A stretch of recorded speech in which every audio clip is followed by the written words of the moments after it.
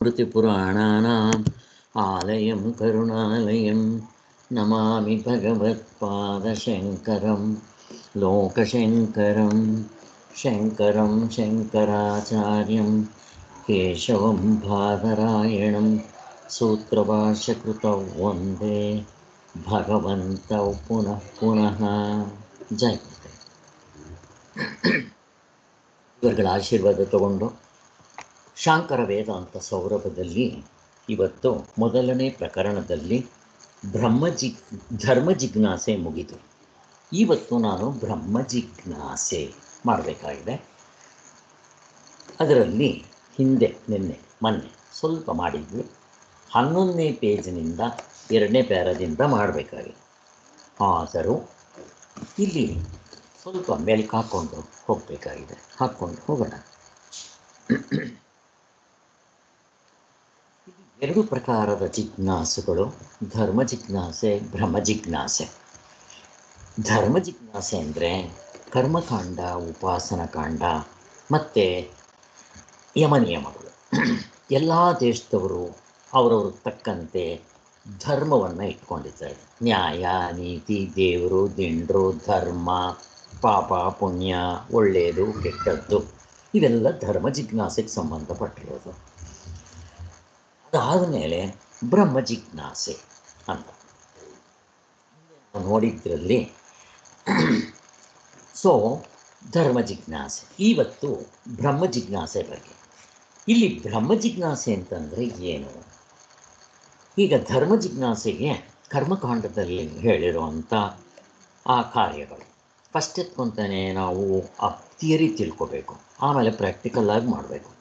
ಹೇಗೆ ಅಂದರೆ ಇವಾಗ ಸತ್ಯನಾರಾಯಣ ಪೂಜೆ ಅಂತಂದರೆ ಐನವ್ರು ಹೇಳ್ತಾರೆ, ನೀವು ಇಂತಿಂಥ ಸಾಮಾನುಗಳನ್ನ ಜೋಡಿಸ್ಕೊಳ್ಳಿ, ಅದಕ್ಕೆ 1 ಗಂಟೆ ಸಮಯ ಹಿಡಿಸುತ್ತೆ, ಮತ್ತು ಇವೆಲ್ಲ ನೀವು ಜೋಡಿಸ್ಕೊಳ್ಳಿ, ನಾಳೆ ನಾನು ಬಂದು ಮಾಡಿಸ್ತೀನಿ ಅಂತ ಹೇಳ್ತಾರೆ. ಆದ್ದರಿಂದ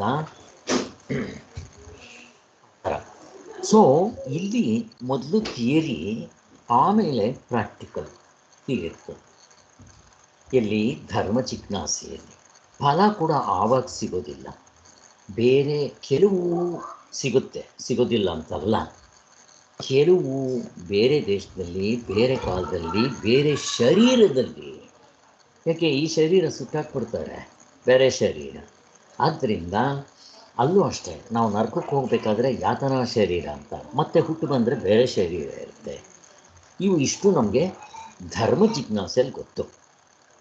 ಮಾಡಿ ಪಡೆಯೋದು, ಸಾಧ್ಯ, ಸಾಧನ, ಇದಕ್ಕೆ ಪ್ರವೃತ್ತಿ ಧರ್ಮ ಅಂತ ಕರೀತಾರೆ. ಇಷ್ಟು ನಾವು ಹಿಂದೆ ನೋಡಿದ್ದಾಯಿತು. ಈಗ ಅದೇ ವೇದಗಳಲ್ಲಿ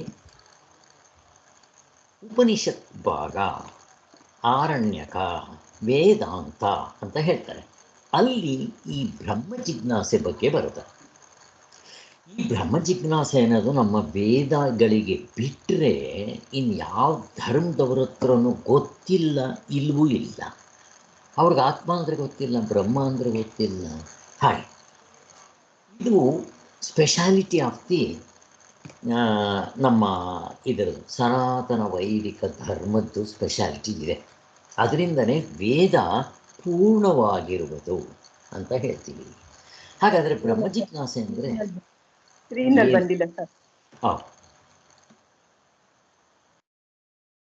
ಬ್ರಹ್ಮ ಜಿಜ್ಞಾಸೆ ಅಂದರೆ ಏನು ಅಂತಂದರೆ ಕೇವಲ ಶ್ರದ್ಧೆಯಿಂದ ನಂಬ್ಕೊಳ್ಳೋದಲ್ಲ. ಇದಕ್ಕೂ ಶ್ರದ್ಧೆ, ಶಾಸ್ತ್ರ ಬೇಕು. ಆದರೆ ಇದು ಸಾರ್ವತ್ರಿಕ ಪೂರ್ಣಾನುಭವದಿಂದ ಇದನ್ನು ಇಲ್ಲೇ ತಿಳ್ಕೊಳ್ಳೋದೊಂದು ಆಗಿರುತ್ತೆ ಅಂತ. ಇದರಲ್ಲಿ ಕೊನೆಗೆ ಉಪನಿಷತ್ತುಗಳ ಕೊನೆ ಭಾಗದಲ್ಲಿ ಇದರಲ್ಲಿ ದೇವರು ಮತ್ತು ಆ ಪರಮಾತ್ಮ ಅಂದರೆ ಯಾರೋ, ಬ್ರಹ್ಮ ಅಂತಂದರೆ ಯಾರೋ, ಇರುವ ಅರಿವು ಆನಂದ ಅಂದರೆ ಏನು, ಮತ್ತು ಜೀವನಿಗೂ ಪರಮಾತ್ಮನಿಗೂ ಏನು ಸಂಬಂಧ, ಆತ್ಮ ಅಂದರೆ ಏನು, ಮತ್ತು ಈ ಪ್ರಪಂಚ ಹೇಗೆ ಸೃಷ್ಟಿ ಆಯಿತು, ಈ ಪ್ರಪಂಚ ಈಗ ತೋರ್ತಾ ಇದೆಯಲ್ಲ, ಇರೋದು ಹೀಗೆ ಸತ್ಯವಾಗಿರುತ್ತಾ, ಹೇಗೆ, ಇದ್ರ ಬಗ್ಗೆ ಎಲ್ಲ ಹೇಳಿ ಕೊನೆಗೆ ಮೋಕ್ಷ ಅದನ್ನು ಕೂಡ ತಿಳಿಸ್ಕೊಡ್ತೀವಿ ಅನ್ನೋದು ಹಿಂದೆ ನಾವು ನೋಡಿದ್ದಾಯಿತು.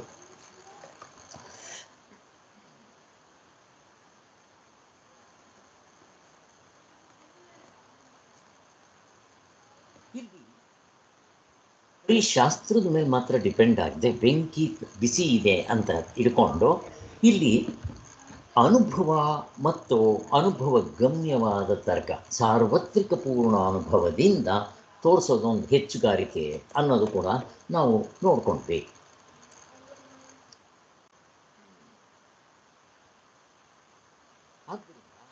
ಇಲ್ಲಿ ಬ್ರಹ್ಮ ಜಿಜ್ಞಾಸೆ ಧರ್ಮ ಜಿಜ್ಞಾಸೆ ಅಂತ ಅನ್ನೋದು ಅಂಗ ಅಂಗಿ, ಇದು ಪ್ರೈಮರಿ ಇದು ಸೆಕೆಂಡ್ರಿ ಹಾಗೇನಿಲ್ಲ. ಈಗ ನಾವು ಪ್ರೈಮರಿ ಆದಮೇಲೆ ಹೈಸ್ಕೂಲ್ಗೆ ಹೋಗಬೇಕು, ಹೈಸ್ಕೂಲ್ ಆದಮೇಲೆ ಕಾಲೇಜ್ಗೆ ಹೋಗಬೇಕು, ಹೀಗಿರುತ್ತಲ್ಲ. ಹೀಗಿಲ್ಲ ಇಲ್ಲಿ. ಇಲ್ಲಿ ಬ್ರಹ್ಮ ಜಿಜ್ಞಾಸೆಗೆ ಇವುಗಳು ಮಾಡಲಿ ಬಿಡಲಿ ನೀವು ಅಲ್ಲಿಂದನೇ ಮಾಡ್ಕೊಂಡು ಹೋಗ್ಬೋದು, ಆದರೆ ಆ ಸಾಧನ ಚತುಷ್ಟ ಯೋಗ್ಯತೆ ಇರಬೇಕು ಅಂತ ಹೇಳಿದ್ದು ಚೆನ್ನಾಗಿ ಗೊತ್ತಿದೆ ನಮಗೆ.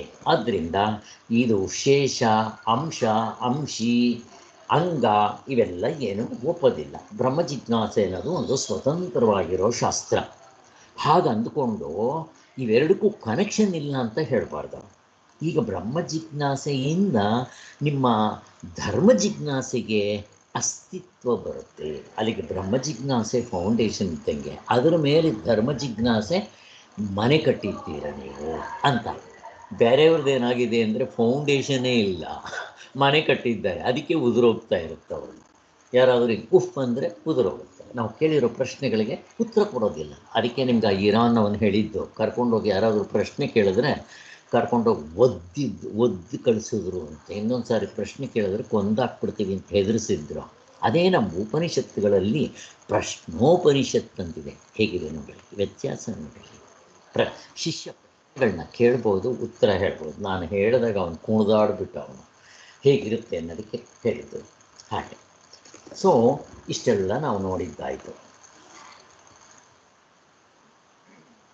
ಬ್ರಹ್ಮ ಜಿಜ್ಞಾಸೆ ಅಂತ ಅನ್ನೋದು ಈಗಲೇ ಇಲ್ಲೇ ಇರುವಂಥ ನಮ್ಮ ಎಲ್ಲರ ಅನುಭವದಿಂದ ನಮ್ಮ ನಿಜವಾದ ಸ್ವರೂಪವನ್ನು ತೋರಿಸ್ಕೊಡುತ್ತೆ. ಅದು ಈ ಭೂತ ವಸ್ತು, ಅದು ಪ್ರಸಿದ್ಧವಾಗಿದೆ, ಪ್ರತಿಯೊಬ್ಬರಿಗೂ ಕೂಡ ಅದೇ ಆಧಾರವಾಗಿದೆ, ಅದು ನಿತ್ಯವಾಗಿದೆ, ಅದು ಆನಂದ ಸ್ವರೂಪವಾಗಿದೆ ಅಂತ ಹೇಳೋದು ನಮ್ಮ ಉಪನಿಷತ್ತುಗಳಲ್ಲಿ ನಮಗೆಲ್ಲ ಗೊತ್ತಿದೆ.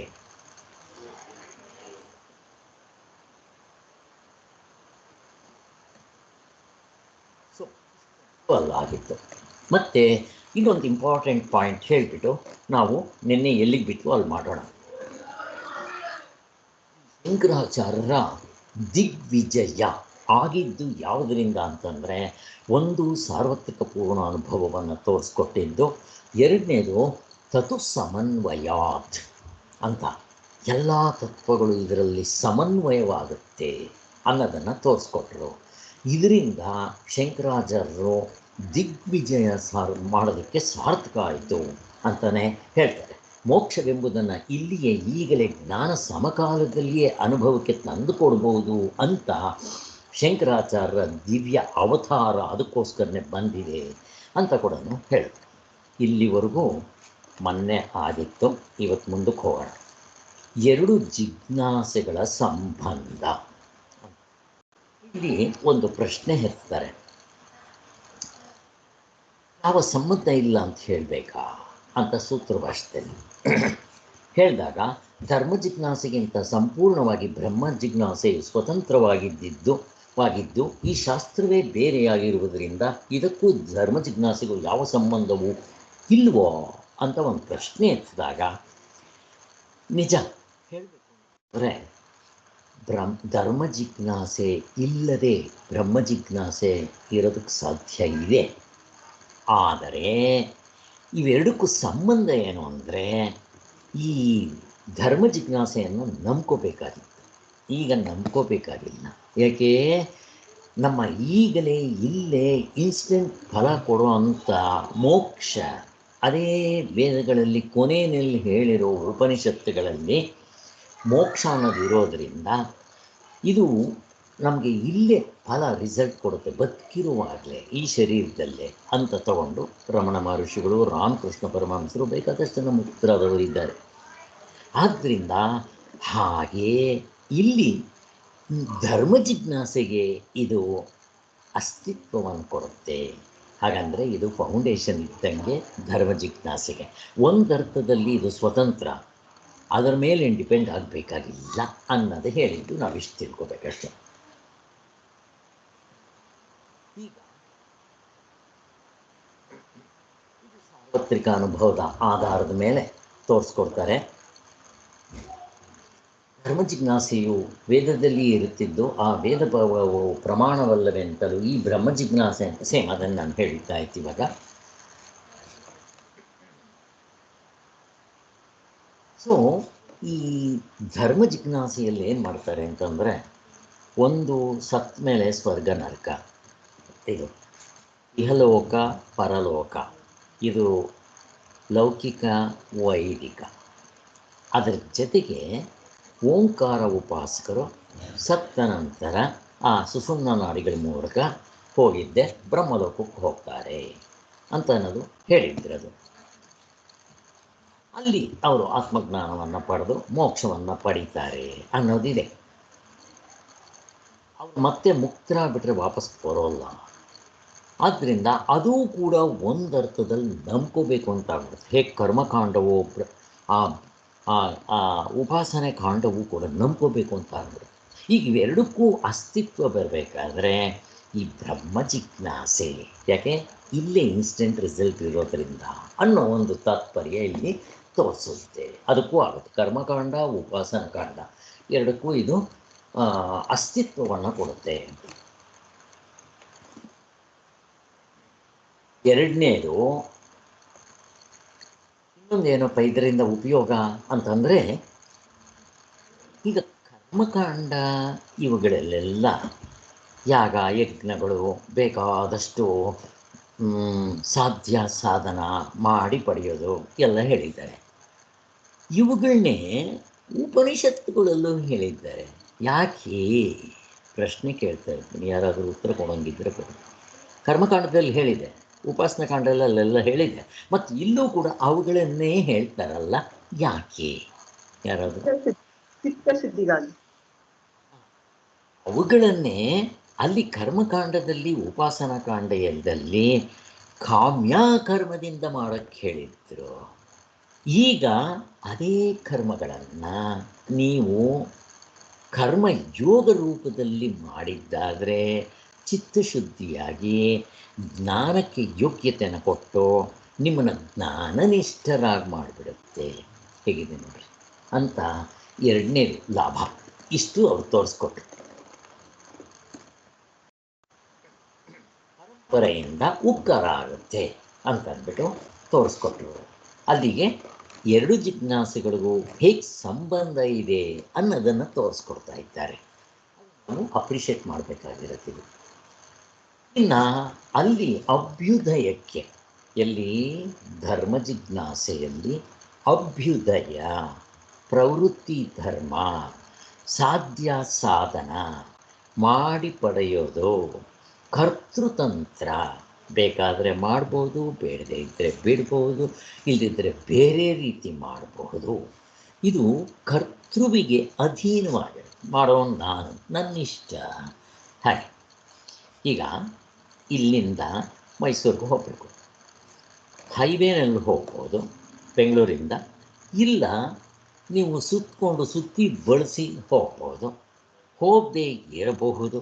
ನೀವು ಏರೋಪ್ಲೈನಲ್ಲಿ ಹೋಗ್ಬೋದು, ರೈಲ್ನಲ್ಲಿ ಹೋಗ್ಬೋದು, ಹೇಗೆ ಬೇಕಾದ್ರೂ ನೋಡಿರಿ ಎಷ್ಟು ಚಾಯ್ಸ್ ಇದೆ. ನನ್ನ ಚಾಯ್ಸ್.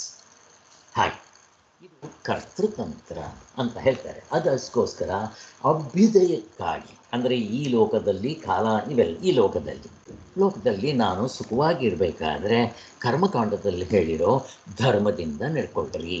ನ್ಯಾಯ, ದೇವರು, ದಿಂಡ್ರು, ಆಮೇಲೆ ತಂದೆ ತಾಯಿಗಳು, ಹಿರಿಯರು, ಗುರುಗಳು, ದಾನ ಧರ್ಮ, ಪರೋಪಕಾರ, ಮತ್ತು ಅತಿಥಿ ಸತ್ಕಾರ, ಇವುಗಳನ್ನೆಲ್ಲ ಹೇಳ್ತಾ ಬರ್ತಾರೆ. ಒಂದೊಂದು ಬ್ರಾಹ್ಮಣರಿಗೆ ಇಂತಿಂಥ ರೂಲ್ಸ್ ಆ್ಯಂಡ್ ರೆಗ್ಯುಲೇಷನ್ನು, ಕ್ಷತ್ರಿಯರಿಗೆ, ವೈಶ್ಯರಿಗೆ, ಶೂದ್ರರಿಗೆ ಅಂತ ಹೇಳಿ ಅಲ್ಲಿ ಇವುಗಳನ್ನೆಲ್ಲ ನಮ್ಮಲ್ಲಿ ಹೇಳಿರೋದು ನಮಗೆಲ್ಲ ಗೊತ್ತಿದೆ. ಹಾಗೆ ಇದು ಅಭ್ಯುದಯಕ್ಕೆ.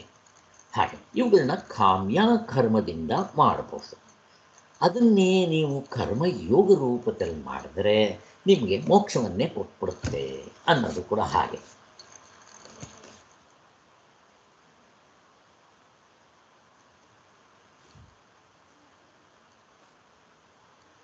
ಸೊ ಇಡೀ ವೇದಕ್ಕೆ ಇವಾಗ ಪ್ರಮಾಣ ಬಂದಂಗಾಯಿತು. ಯಾವುದರಿಂದ? ಪ್ರಶ್ನೆ ಕೇಳ್ತಾ ಇದ್ದೀನಿ. ಇಡೀ ವೇದಗಳಿಗೆ, 4 ವೇದಗಳಿಗೂ ಪ್ರಮಾಣ ಬಂದಂಗಾಯಿತು. ಯಾವುದರಿಂದ?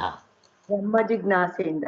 ನಮ್ಮ ಜಿಜ್ಞಾಸೆಯಿಂದ. ಅದಕ್ಕೆ ಅದನ್ನು ಫೌಂಡೇಶನ್ ಅಂತೀವಿ. ಈಗ ಅದ್ರ ಮೇಲೆ ನೀವು ಎಷ್ಟು ಮನೆಗಳು ಬೇಕಾದರೂ ಕಟ್ಟಿರಿ, ಉದುರಲ್ಲ, ಗಂಗಾರಾಮ್ ಬಿಲ್ಡಿಂಗ್ ಆಗೋದಿಲ್ಲ. ಈಗ ಬೇರೆಯವ್ರ ಧರ್ಮಗಳು ಯಾವುದೇ ತಗೊಳ್ರಿ, ನಮ್ಮ ಜಿಜ್ಞಾಸೆ ಇಲ್ಲ, ಅವ್ರದ್ದು ಫೌಂಡೇಶನ್ ಇಲ್ಲದೆ ಕಟ್ಟಿದ್ದಾರೆ. ತಪ್ಪೇನಿಲ್ಲ, ಇಲ್ಲಿವರೆಗೂ ಕರೆಕ್ಟ್. ಮುಂದಕ್ಕೆ ಯಾರಾದರೂ ಪ್ರಶ್ನೆ ಕೇಳಿದ್ರೆ ಉತ್ತರ ಕೊಡೋಕ್ಕೆ ಬರೋಲ್ಲ, ಹೇಗಿದೆ. ಆದರೆ ಈಗ ಅವರೂ ಕೂಡ ನಮ್ಮ ಈ ವೇದಗಳನ್ನು ಅಧ್ಯಯನ ಮಾಡಿದ್ರೆ ಅವ್ರದಕ್ಕೂ ಸಪೋರ್ಟ್ ತಗೋಬಹುದು. ಹೇಗಿದೆ ನೋಡಿ, ಯಾವುದೇ ಧರ್ಮ ಆಗಲಿ ಸಪೋರ್ಟ್ ತಗೋಬಹುದು. ಹೇಗೆ? ಎಷ್ಟೊಂದು ಎಕ್ಸರ್ಸೈಸ್ಗಳಿದೆ. ಜಿಮ್ ಅಂತಾರೆ, ಬುಲ್ವರ್ಕರ್ ಅಂತಾರೆ, ಮತ್ತು ಏರೋಬಿಕ್ ಎಕ್ಸರ್ಸೈಸ್ ಅಂತಾರೆ, ಬೇಕಾದಷ್ಟು ವಾಕಿಂಗ್ ಅಂತಾರೆ, ಸ್ವಿಮ್ಮಿಂಗ್ ಅಂತಾರೆ ಅಲ್ವಾ, ಆಮೇಲೆ ಟ್ರ್ಯಾಕ್ ಅಂತಾರೆ, ಸೈಕ್ಲಿಂಗ್ ಅಂತಾರೆ, ಏನು ಬೇಕಾದರೂ ಹೇಳ್ರಿ. ಆದರೆ ಅದರ ಜೊತೆಗೆ ಯೋಗವನ್ನು ಸೇರಿಸ್ಕೊಂಡ್ರೆ ದಿ ಬೆಸ್ಟ್.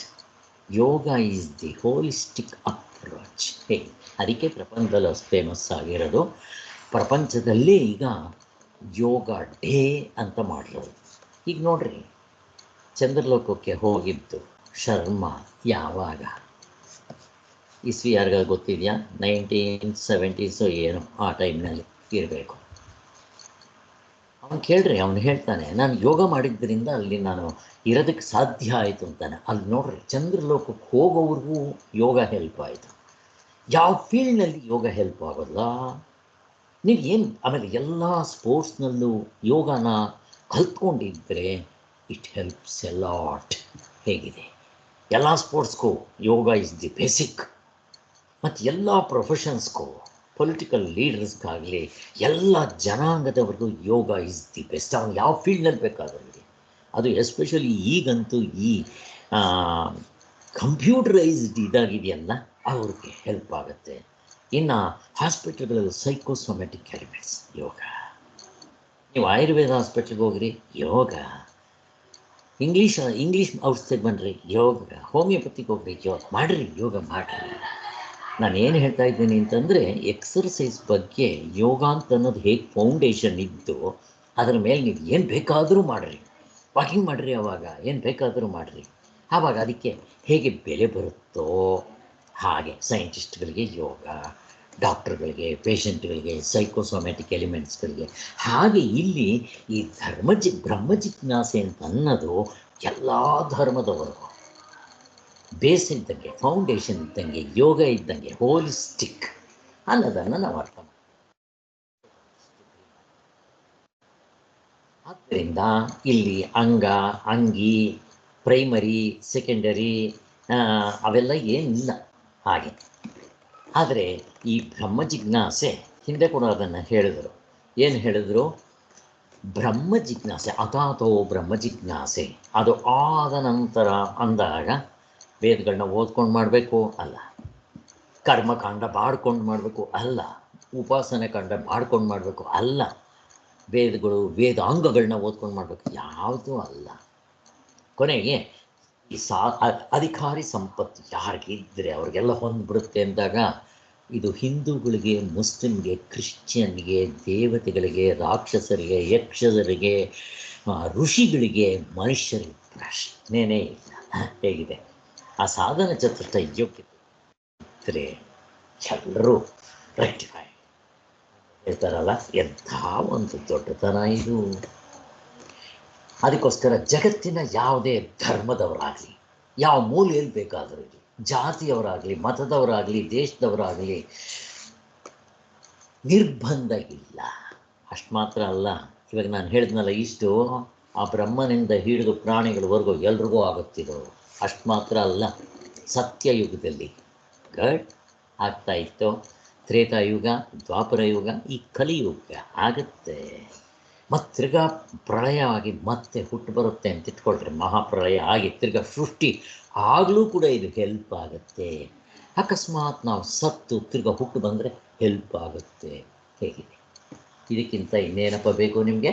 ಆದ್ದರಿಂದ ಸಾರ್ವತ್ರಿಕವಾಗಿ ಬ್ರಹ್ಮ ಜಿಜ್ಞಾಸೆಯನ್ನು ಮಾಡಬಹುದಾಗಿದೆ, ಯಾರು ಬೇಕಾದರೂ. ಆದರೆ ಕ್ವಾಲಿಫಿಕೇಷನ್ ಇರಬೇಕು. ಅದಕ್ಕೋಸ್ಕರನೇ ನಮ್ಮಲ್ಲಿ ಈ ಯಮ ನಿಯಮಗಳು, ಬಸವಣ್ಣವರು ಹೇಳಿರೋದು ಯಮ ನಿಯಮಗಳು, ಇವೆಲ್ಲ ಯಾವ ದೇಶದವ್ರಿಗಪ್ಪ? ಇದು ಹಿಂದೂಗಳ್ಗೆ, ಮುಸ್ಲಿಮ್ಸ್ಗೆ, ಕ್ರಿಶ್ಚಿಯನ್ಸ್ಗೆ ಹಂಗೇನಾದರೂ ಇದೆಯೇನೋ? ಏನಿಲ್ಲ. ನಮ್ಮಲ್ಲಿ ನಾವೇನು ಹೇಳ್ತೀವಿ? ಸತ್ಯವೇ ನಮ್ಮ ತಾಯಿ ತಂದೆ, ಸತ್ಯವೇ ನಮ್ಮ ಬಂಧು ಬಳಗ, ಸತ್ಯವ ಮಾಡದಿದ್ದರೆ ಮೆಚ್ಚನ ಪರಮಾತ್ಮನು. ಅದೇ ಮುಸ್ಲಿಮ್ಸ್ನಲ್ಲಿ ಸಜನ ರೇ ಜೂಟ್ ಮತ್ ಬೋಲೋ, ಖುದಾ ಕೆ ಪಾಸ್ ಜಾನಾ ಹೈ, ಖುದಾ ಕೆ ಪಾಸ್ ಜಾನಾ ಹೈ. ಸುಳ್ಳು ಹೇಳಿಬಿಡ್ರಪ್ಪ. ಅಲ್ಲಿ ನೀವು ಅಲ್ಲ ಹತ್ರ ಹೋಗ್ತೀರಾ, ಏನು ಹೇಳ್ತೀರಾ? ಅವಾಗ ಅಲ್ಲೂ ಗೊತ್ತಿರುತ್ತೆ ಅಂತಾರೆ. ಎಲ್ಲ ನೋಡ್ರಿ, ಎಲ್ಲ ಇದು ಯಾವ ಧರ್ಮ, ಯಾವ ಜಾತಿ, ಯಾವ ಗುಣ, ಯಾವ ಜನ, ಹಾಗೆ ಇದು ಕೂಡ ಸಾರ್ವತ್ರಿಕ ಅಂತ ಹೇಳಿ.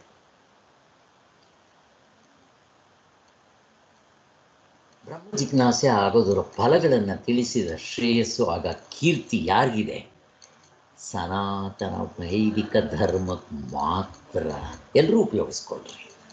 ಇದು ಯಾರಪ್ಪಂದು ಅಲ್ಲ, ಎಲ್ಲರದು. ಯಾಕೆ ಹೇಳ್ರಿ? ಪ್ರಶ್ನೆ ಕೇಳ್ತಾ ಇದ್ದೀನಿ. ಈ ಬ್ರಹ್ಮ ಜಿಜ್ಞಾಸೆ ಯಾರು ಬೇಕಾದರೂ ಉಪಯೋಗಿಸ್ಕೋಬೋದು. ಯಾಕೆ? ಎಲ್ಲರ ಸ್ವರೂಪನೂ ಅದೇ ಸರ್. ಅದಕ್ಕೆ ದೇವತೆಗಳಿಂದ ಎಲ್ಲರಿಗೂ ಆತ್ಮ ಅವನೇ. ನನಗೆ ಬೇರೆ, ನಿಮಗೆ ಬೇರೆ, ಹಿಂದೂಗಳಿಗೆ ಬೇರೆ, ಕ್ರಿಶ್ಚಿಯನ್ಗೆ ಬೇರೆ ಇಲ್ಲವೇ ಇಲ್ಲ. ಹೇಗಿದೆ? ಆದ್ದರಿಂದ ಇದು ಸಾರ್ವತ್ರಿಕವಾಗಿದೆ. ಹಾಗೆ ಈ ರಹಸ್ಯವನ್ನು ಬಿಡಿಸಿ ತೋರಿಸ್ತವ್ರು ಯಾರಪ್ಪ? ಶಂಕರಾಚಾರ್ಯರು. ಅದಕ್ಕೆ ಅವ್ರಿಗೆ ಏನಂತಾರೆ? ಪ್ರಪಂಚದ ಗುರು. ಅದಕ್ಕೇನಂತ? ಆದಿಗುರುಗಳು. ಹೇಗಿದೆ? ಆ ಒಂದು ಹೆಸರು ಬರಬೇಕು ಅಂತಂದರೆ ಬಿಕಾಸ್ ಆಫ್ ದಿಸ್. 6ನೇ ಶತಮಾನದಲ್ಲಿ ಹೇಳಿದ್ದು ಈಗಲೂ ತಪ್ಪಿಲ್ಲ, ಮುಂದಕ್ಕೂ ತಪ್ಪಲ್ಲ. ತಿರ್ಗಾ ಮಹಾಪ್ರಳಯವಾಗಿ ತಿರ್ಗಾ ಬರಲಿ, ಆವಾಗಲೂ ತಪ್ಪೋದಿಲ್ಲ. ಅಲ್ಲಿಗೆ ಇಲ್ಲಿ ನೋಡ್ರಿ, ಇನ್ನು ಜಿಜ್ಞಾಸೆಯು ಬ್ರಹ್ಮ ಜಿಜ್ಞಾಸೆಗೆ ಪರಂಪರೆಯಿಂದ ಸಹಾಯವಾಗಿರುತ್ತೆ ಅನ್ನೋದಕ್ಕೆ ಗೀತೆಯಲ್ಲಿ ಏನು ಹೇಳಿದೆ? ಸ್ವಧರ್ಮೇ ನಿಧನಂ ಶ್ರೇಯಃ, ಶ್ರೇಯಾನ್ ಸ್ವಧರ್ಮೋ ವಿಗುಣಃ. ತನ್ನ ಧರ್ಮದಲ್ಲಿರುವುದೇ ಶ್ರೇಯಸ್ಸು ಅಂತ ಗೀತೆಯಲ್ಲಿ ಹೇಳಿದೆ. ಸ್ವಧರ್ಮ ಹೇಗಿದೆ ನೋಡ್ರಿ. ನೀವು ಯಾವ ಧರ್ಮದಲ್ಲಿದ್ದರೆ ಅದೇ ಧರ್ಮದಲ್ಲೇ ನೀವು ಮುಕ್ತರಾಗ್ಬೋದು. ಇಷ್ಟು ಬ್ರಾಡಾಗಿ ಹೇಳಿದವರು ನಮ್ಮ ಇದು ಹೇಗಿದೆ ನೋಡ್ರಿ. ಅರ್ಜುನ ಕ್ಷತ್ರಿಯ, ಅದನ್ನು ಬಿಟ್ಟು ನಾನು ಭಿಕ್ಷೆ ಎತ್ತಕ್ಕೆ ಹೋಗ್ತೀನಿ ಅಂತ ಅಂದ. ಆಗ ಕೃಷ್ಣ ಭಗವಂತ ಬೇರೆ ಯಾವುದೇ ಧರ್ಮ ನಿಂದಕ್ಕಿಂತ ಶ್ರೇಷ್ಠವಾಗಿದೆ ಅಂತಂದರೂ ಹೋಗಬೇಡ, ಅದರಲ್ಲಿ ಲೂಪ್ ಹೋಲ್ಸ್ ಇದ್ದೇ ಇರುತ್ತೆ. ಆದ್ದರಿಂದ ನೀನು ಇದ್ದ ಕಡೆನೇ ಶ್ರೇಯಸ್ಸನ್ನು ಹೊಂದಬಹುದು. ಎಷ್ಟು ಚೆನ್ನಾಗಿದೆ, ಹೇಗಿದೆ ನೋಡ್ರಿ. ಇಂಥ ಒಂದು ಬ್ರಾಡ್ ಒಂದು ತತ್ವ ಇನ್ನು ಯಾವ ಧರ್ಮದಲ್ಲಿದೆ ಹೇಳ್ರಿ? ಇದು ಮಾಡಬೇಕಾಗಿರುತ್ತೆ. ಆಯಾ ಧರ್ಮದವರು ತಮ್ಮ ಧರ್ಮವನ್ನೇ ಆಚರಿಸಿ ಚಿತ್ತಶುದ್ಧರಾಗಿ ಮೋಕ್ಷವನ್ನು ಪಡೆಯಬಹುದು ಅಂತ ಹೇಳಿರೋ ಸಿದ್ಧಾಂತ ಇದು. ಇದರ ಅರ್ಥ ಏನು ಗೊತ್ತಾ? ಬನ್ನಿರಿ, ನಿಮ್ಮಿದ್ರಲ್ಲಿ ಮೋಕ್ಷ ಆಗಲ್ಲ, ಬಿಟ್ಬಿಟ್ಟು ನಮ್ಮ ಹಿಂದೂ ಧರ್ಮಕ್ಕೆ ಕನ್ವರ್ಟ್ ಆಗ್ರಿ, ಬೇಕಾಗಿಲ್ಲ. ಧರ್ಮ ಬನ್ನಿರಿ, ನಮ್ಮ ಧರ್ಮಕ್ಕೆ ಸೇರ್ಕೊಳ್ರಿ, ನಿಮಗೆ ಮೋಕ್ಷ ಸಿಚ್ಚೆ. ಇದು ಹೇಳೋವರೆಗೂ ಕೀಳಿನಲ್ಲಿರೋರು. ಇದಕ್ಕೊಂದು ಎಕ್ಸಾಂಪಲ್ ಕೊಡ್ತೀನಿ, ಚೆನ್ನಾಗಿ ಅರ್ಥ ಆಗುತ್ತೆ. ಕುಲಕರ್ಣಿ ಸ್ವಾಮಿಗಳು ಒಬ್ಬ ಇಂಗ್ಲೀಷ್ನವನಿಗೆ, ಅವನು ಯಾವುದೋ ಫ್ರೆಂಚ್ ದೇಶದಲ್ಲಿದ್ದವನು, ಅಲ್ಲಿಗೆ ಹೋಗಿದ್ದರು. ಅವರು 6 ತಿಂಗಳು 1 ವರ್ಷನೂ ಅಲ್ಲಿದ್ದರು. ಅವ್ರಿಗೆ ಅವಾಗ ಟಿ ಬಿ ಕಾಯಿಲೆ ಇತ್ತು. ಅವಾಗ ಟಿ ಬಿ ಕಾಯಿಲೆ ಅಂದರೆ ಟ್ರೀಟ್ಮೆಂಟ್ ತೊಗೊತಾ ಇದ್ದರು. ಆಗ ಅಲ್ಲಿ ಅವರು ಕೋಳಿ ಮೊಟ್ಟೆ ತಿಂತಾ ಇದ್ರಂತೆ. ಡಾಕ್ಟ್ರ್ ಹೇಳಿದರು ಅಂತ ಹೇಳಿ ಕೋಳಿ ಮೊಟ್ಟೆ ತಿಂತಾ ಇದ್ದರು. ಬ್ರಾಹ್ಮಣರು ನೋಡ್ರಿ ಹೇಗಿದೆ. ಆ ಸಂದರ್ಭಕ್ಕೆ ತಕ್ಕ ನಾವು ಅಡ್ಜಸ್ಟ್ ಮಾಡ್ಕೋಬೇಕಾಗತ್ತೆ. ಅವನಿಗೆ ಇವನ್ನೆಲ್ಲ ಹೇಳ್ತಾ ಬಂದ್ರಂತೆ. ಅದಕ್ಕೆ ಅವನು ಎಲ್ಲ ಆದಮೇಲೆ ಒಂದು ತಿಂಗಳಾದಮೇಲೆ, ಸ್ವಾಮಿ ನೀವು ನನಗೆ ಜಾತಿ ಕನ್ವರ್ಟ್ ಮಾಡಿ ಜನವಾರ ಕೊಟ್ಟು ಸಂಧ್ಯಾ ವಂದನೆ ಮಾಡೋದು ಹೇಳಿಕೊಡ್ಲಿಲ್ವಲ್ಲ ಅಂತ ಅದಕ್ಕೆ ಕುಲಕರ್ಣಿ ಸ್ವಾಮಿಗಳು ದೊಡ್ಡ ನೀನು, ಇದನ್ನೇ ನಾವು ವೇದ ಅರ್ಥ ಮಾಡ್ಕೊಂಡಿರೋದು ನೀನು ಅಂದ್ರಂತೆ. ಯಾಕೆ ಸ್ವಾಮಿ ನಿಮ್ಮ ಜಾತಿಗೆ ನಾನು ಕನ್ವರ್ಟ್ ಆಗಬೇಕಾಗಿಲ್ವಾ ಅನ್ನಂತೆ. ಯಾಕಾಗಬೇಕು? ನಿಮ್ಮ ಬೈಬಲ್ನಲ್ಲಿ ಏನು ಹೇಳಿದೆಯೋ ಅದೇ ಸಾಧನೆಗಳನ್ನ ನೀನು ಕರ್ಮಯೋಗ ರೂಪದಲ್ಲಿ ಮಾಡವ. ನೋಡು 4 ಸೇರಿಸಿ, ಇದು ಅಲ್ಲಿ ಇಲ್ಲದೆ ಇರ್ಬೋದು, ಅಲ್ಲಿದೆ ನಿಷ್ಕಾಮ ಕರ್ಮದಿಂದ ಕೆಲಸ ಮಾಡಿ ಅಂತಿದೆ ಅಷ್ಟೇ. ಇನ್ನು 3 ಪಾಯಿಂಟ್ಸ್ ಇಲ್ಲ. ನೀವು ಎಲ್ಲಿ ಹುಡ್ಕಿದ್ರು ಸಿಗೋಲ್ಲ. ಎಲ್ಲಿ ಹುಡ್ಕಿದ್ರು ಅಂದರೆ ಸರಿಯಾಗಿ ಶಂಕರಾಚಾರ್ಯ ಹೇಳಿರೋ ಪುಸ್ತಕಗಳು ಇಟ್ಕೊಂಡ್ರೆ ಮಾತ್ರ ಗೊತ್ತಾಗುತ್ತೆ. ಕರ್ಮಯೋಗ ಅಂದರೆ 4. ನಮ್ಗೆ ಯಾರಿಗೆ ಹೇಳಿದ್ರು ಟಕ ಟಕ ಟಕ ಹೇಳ್ತೇನೆ. ನೀವು ಭಗವದ್ಗೀತೆಯೆಲ್ಲ ಶೋಧಿಸಿದ್ರು ಈ 4 ಕರೆಕ್ಟಾಗಿ ಹೇಳೋಕ್ಕೆ ಬರೋಲ್ಲ. ಅದನ್ನು ಸಚ್ಚಿದಾನಂದ ಸರಸ್ವತಿ ಸ್ವಾಮಿಗಳು ಅದನ್ನು ಹಾಡೆ ಕಟ್ತಂಗೆ ಕಟ್ಬಿಟ್ರು. ಎಲ್ಲರೂ ಇವಾಗ ಕರ್ಮಯೋಗ ಅಂದ್ರೆ ಟಕ ಟಕ ಟಕ ಟಕ 4 ಟಕ್ ಅಂತ ಹೇಳ್ಬಿಟ್ರು. ಹೇಗಿದೆ ಅದನ್ನು ಹೇಳಿದ್ರಂತೆ. ಹೆಂಗಾಗಿರ್ಬೇಕು ಅವನಿಗೆ ಕಣ್ಣಲ್ಲಿ ನೀರು ಬಂದು, ಸ್ವಾಮಿ ಬೇರೆ ಧರ್ಮಗಳಿಗೆ ಹೋದರೆ ನಿಮ್ಮ ಧರ್ಮವನ್ನು ಬಿಟ್ಟು ನಮ್ಮ ಧರ್ಮಕ್ಕೆ ಬನ್ನಿ ಅಂತಾರೆ, ನಿಮ್ಮ ಧರ್ಮದಲ್ಲಿ ಬೇಡ, ನಿಮ್ಮ ಧರ್ಮದಲ್ಲೇ ಇದ್ದು ಬನ್ನಿ ಅಂತಿರಲ್ಲ ಅಂತ ಹೇಳಿ ಕಣ್ಣಲ್ಲಿ ನೀರು ಹಾಕೊಂಡು ಖುಷಿಪಟ್ಟು ಕುಣಿಯಕ್ಕೆ ಶುರು ಮಾಡ್ತನಂತೆ. ಸ್ವಾಮಿ ಇದು ಸನಾತನ ವೈದಿಕ ಧರ್ಮದ ಹೆಚ್ಚುಗಾರಿಕೆ. ಇದು ಸರಿಯಾಗಿ ಅರ್ಥ ಮಾಡಿಕೊಂಡ್ರೆ ಆಯಾ ಧರ್ಮಗಳಲ್ಲಿ ಅವರವರ ಸ್ವಧರ್ಮವನ್ನು ಮಾಡ್ತಾ ಅವರು ಹೋಗ್ಬೋದು. ನಿಮಗೆ ಗೊತ್ತಿರಬೇಕು, ಎಲ್ಲ ನಾವು ಬ್ರಾಹ್ಮಣರಾಗ್ಬಿಡ್ತೀವಿ ಅಂಥೇಳಿ ಎಲ್ರಿಗೂ ಒಂದು ಕಡೆ ಯಾರೋ ಒಬ್ಬರು ಸೇರಿಸ್ಬಿಟ್ಟು ಎಲ್ರಿಗೂ ಜಾನುವಾರುಗಳು ಕೊಟ್ಬಿಟ್ಟು ಇವಲ್ಲ ಬ್ರಾಹ್ಮಣರು ಮಾಡಿಬಿಟ್ರೆ ಏನು ಮಣ್ಣು ಜಾನುವಾರು ಹಾಕೊಂಡ್ಬಿಟ್ರೆ ಏನು ಮುಕ್ತರಾಗ್ಬಿಡ್ತಾರೇನೋ. ಹೇಗಿದೆ ನೋಡ್ರಿ ನಮ್ಮ ಧರ್ಮ ಹೇಳ್ಕೊಡೋದು. ಸೇಮ್ ಖುರಾನ್ನಲ್ಲಿ ನಿಮ್ದು ಏನು ಹೇಳಿದೆಯೋ ಅದನ್ನು ಕರ್ಮಯೋಗ ರೂಪದಲ್ಲಿ ಮಾಡಲಿ. ಅದೇ ನಿಮ್ಮ ಖುರಾನ್ನೇ ನಾವು ರಾಮ ರಾಮ ಅಂತಂದ್ರೆ ನೀವು ಅಲ್ಲ ಅಲ್ಲ ಅಂತ ಹೇಳ್ರಿ. ಅವ್ರದ್ರಲ್ಲೂ ಜಪಮಾಲೆ ಇದೆ, ಇವರಲ್ಲೂ ಜಪಮಾಲೆ ಇದೆ. ಅಲ್ಲೂ ಮೋಸ ಮಾಡಬಾರ್ದು, ಧರ್ಮದಿಂದ ನಡ್ಕೋಬೇಕು. ಎಲ್ಲ ಕಡೆನೂ ಒಂದೇ ಇರೋದು. ಆದರೆ ಆತ್ಮನ ತೋರಿಸೋದು ಇದು, ಅದನ್ನು ನಾವು ತೋರಿಸ್ಕೊಡ್ತೀವಿ. ಅದನ್ನು ನೀವು ತಿಳ್ಕೊಂಡು ನಿಮ್ಮ ಧರ್ಮದಲ್ಲೇ ಹೇಳಿರೋದನ್ನು ಮಾಡ್ಕೊಂಡು ಹೋಗ್ಬೋದು. ಹೇಗೆ ನಾವು ಈ ವಿಚಾರಗಳೆಲ್ಲ ತಿಳ್ಕೊಂಡು ನಾವು ರಾಮಾಯಣ ಮಹಾಭಾರತ ಮತ್ತು ನಮ್ಮ ಭಗವದ್ಗೀತೆ ಹಿಡ್ಕೊಂಡು ಹೋಗ್ತೀವೋ, ಹಾಗೆ ನೀವು ನಿಮ್ಮ ನಿಮ್ಮ ಧರ್ಮಗಳನ್ನ ಹಿಡ್ಕೊಂಡು ಹೋಗ್ರಿ. ಎಷ್ಟು ಚೆನ್ನಾಗಿದೆ ಇದು. ಇದನ್ನು ನಾವು ಅಪ್ರಿಷಿಯೇಟ್ ಮಾಡಬೇಕಿರೋದು. ಸರ್ವಧರ್ಮಾನತೆಯನ್ನು ಸಾಧಿಸಲು ಶಂಕರಾಚಾರ್ಯರ ಉಪದೇಶ ಎಷ್ಟು ಸಹಾಯವಾಗಿದೆ. ಸಚ್ಚಿದಾನಂದ ಸರಸ್ವತಿ ಸ್ವಾಮಿಗಳು ಬರದೇ ಇದ್ದರೆ ಗೊತ್ತಾಗ್ತಾ ಇರಲಿಲ್ಲ. ಈ ಕಾರಣದಿಂದಲೇ ಧರ್ಮಾಂತರವನ್ನು ಪ್ರಚೋದಿಸುವ ಸಂಕುಚಿತ ಬುದ್ಧಿಯು ಈ ಸನಾತನ ವೈದಿಕ ಧರ್ಮಕ್ಕೆ ಇಲ್ಲ.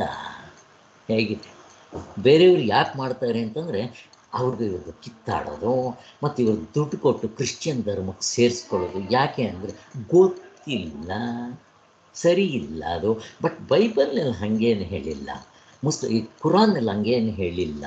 ಇವರು ಅದಕ್ಕೆ ತಪ್ಪು ಮಾಡಿರೋದು. ಹೇಗೆ ನಮ್ಮ ಶಂಕರಾಚಾರ್ಯರು ಕರೆಕ್ಟಾಗಿ ಬರೆದಿದ್ರು, ಅದನ್ನು ಬಿಟ್ಟು ಭಾಮತಿಕಾರರು ಪಂಚಪಾದಿಕಾರರು ಎಷ್ಟು ತಪ್ಪು ಮಾಡಿದ್ರು.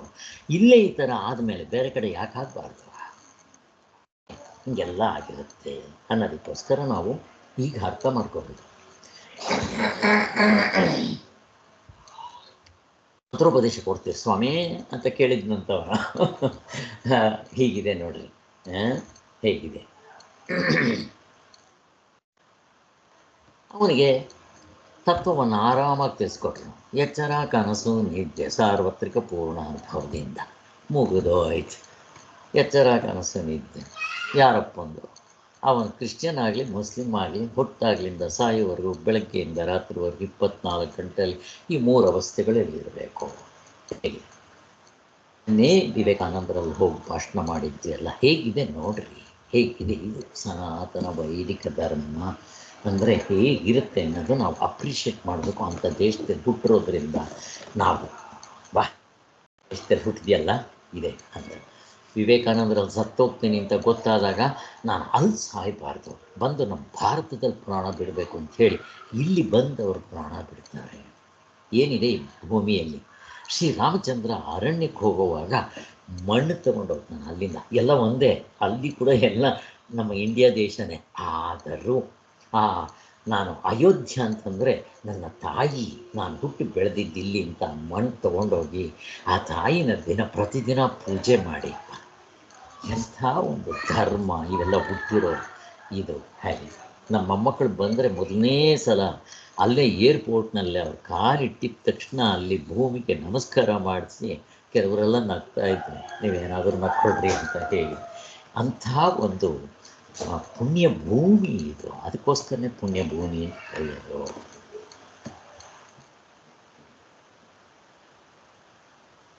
ಸಕಲ ಧರ್ಮಗಳನ್ನು ಮೀರಿರುವ ತನ್ನ ನಿಜವಾದ ಸ್ವರೂಪದಲ್ಲಿಯೇ ನಿಲ್ಲುವುದೆಂಬ ಅನುಭವವನ್ನೇ ನಿಂತು ಬಿಡುವುದರಿಂದ ಇದರಲ್ಲಿ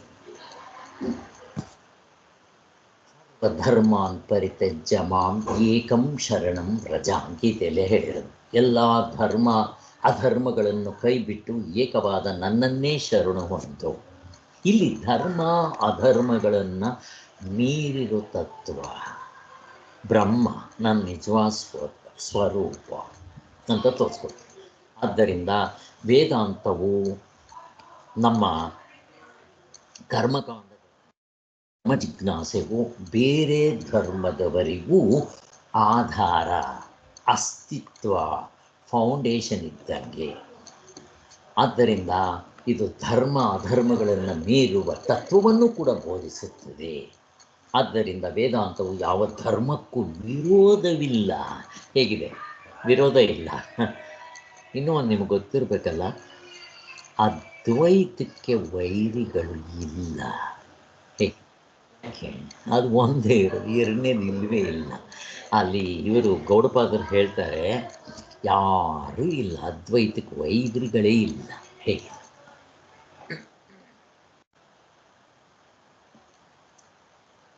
ಧರ್ಮವನ್ನು ಆಚರಿಸಿ ಸತ್ತ ಬಳಿಕ ಸ್ವರ್ಗಕ್ಕೆ ಹೋಗಬೇಕಾದ ಜೀವನು ಈಗಿನ ಸ್ಥೂಲ, ಅದು ಎಲ್ರಿಗೂ ಗೊತ್ತೇ ಇದೆ.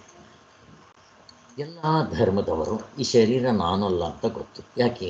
ಅಟ್ಲೀಸ್ಟ್ ಸತ್ತ ಮೇಲೆ ಸ್ವರ್ಗಕ್ಕೋ ನರಕಕ್ಕೋ ಹೋಗ್ತಾರೆ ಅಂದರೆ ಈ ಶರೀರ ಹೋಗಲ್ಲ. ಅದು ಸ್ಥೂಲ ಶರೀರಕ್ಕಿಂತ ಬೇರೆಯಾಗಿ ಏನೋ ಒಂದು ಬೇರೆದಿರಬೇಕು ಅಂತ ಇದಕ್ಕೆ ಅನುಭವದ ಆಧಾರವನ್ನು ತೋರಿಸಿ ನಾಸ್ತಿಕರ ಬಾಯಿ ಮುಚ್ಚುವ ಯೋಗ್ಯತೆಯು ವೇದಾಂತ ಶಾಸ್ತ್ರಕ್ಕೆ ಮಾತ್ರ ಇದೆ. ಹೇಗಿದೆ ನೋಡ್ರಿ, ಪುನರ್ಜನ್ಮ ನಂಬಲ್ಲ ಅಂತಂದರೆ ಅವ್ರು ದೇವರು ನಂಬದೇ ಇದ್ದರೆ ಹಾಳಾಗೋದು. ಪುನರ್ಜನ್ಮ ನಂಬಲ್ಲ. ನಾವೇನು ಮಾಡ್ತೀವಿ ಅವಾಗ? ಅಲ್ವೋ, ಮಲ್ಕೊಂತೀಯ, ಕನಸ್ಕೋಗ್ತೀಯ, ಈ ಶರೀರ ಬರುತ್ತಲ್ಲ, ಬೇರೆ ಶರೀರ ಅಲ್ವಾ, ಮತ್ತು ಹೆಂಗೆ ತೊಗೊಂಡಿದ್ದ ಶರೀರವನ್ನು ಅಂತ ಕೇಳಿದ್ರೆ ಅವನು ಉತ್ತರ ಕೊಡಲಿ. ಹೇಗಿದೆ ನೋಡ್ರಿ, ಸಾರ್ವತ್ರಿಕ ಪೂರ್ಣ ಅನುಭವದಿಂದ ಎಲ್ಲವನ್ನೂ ತೋರಿಸ್ಕೊಳ್ಬೋದು.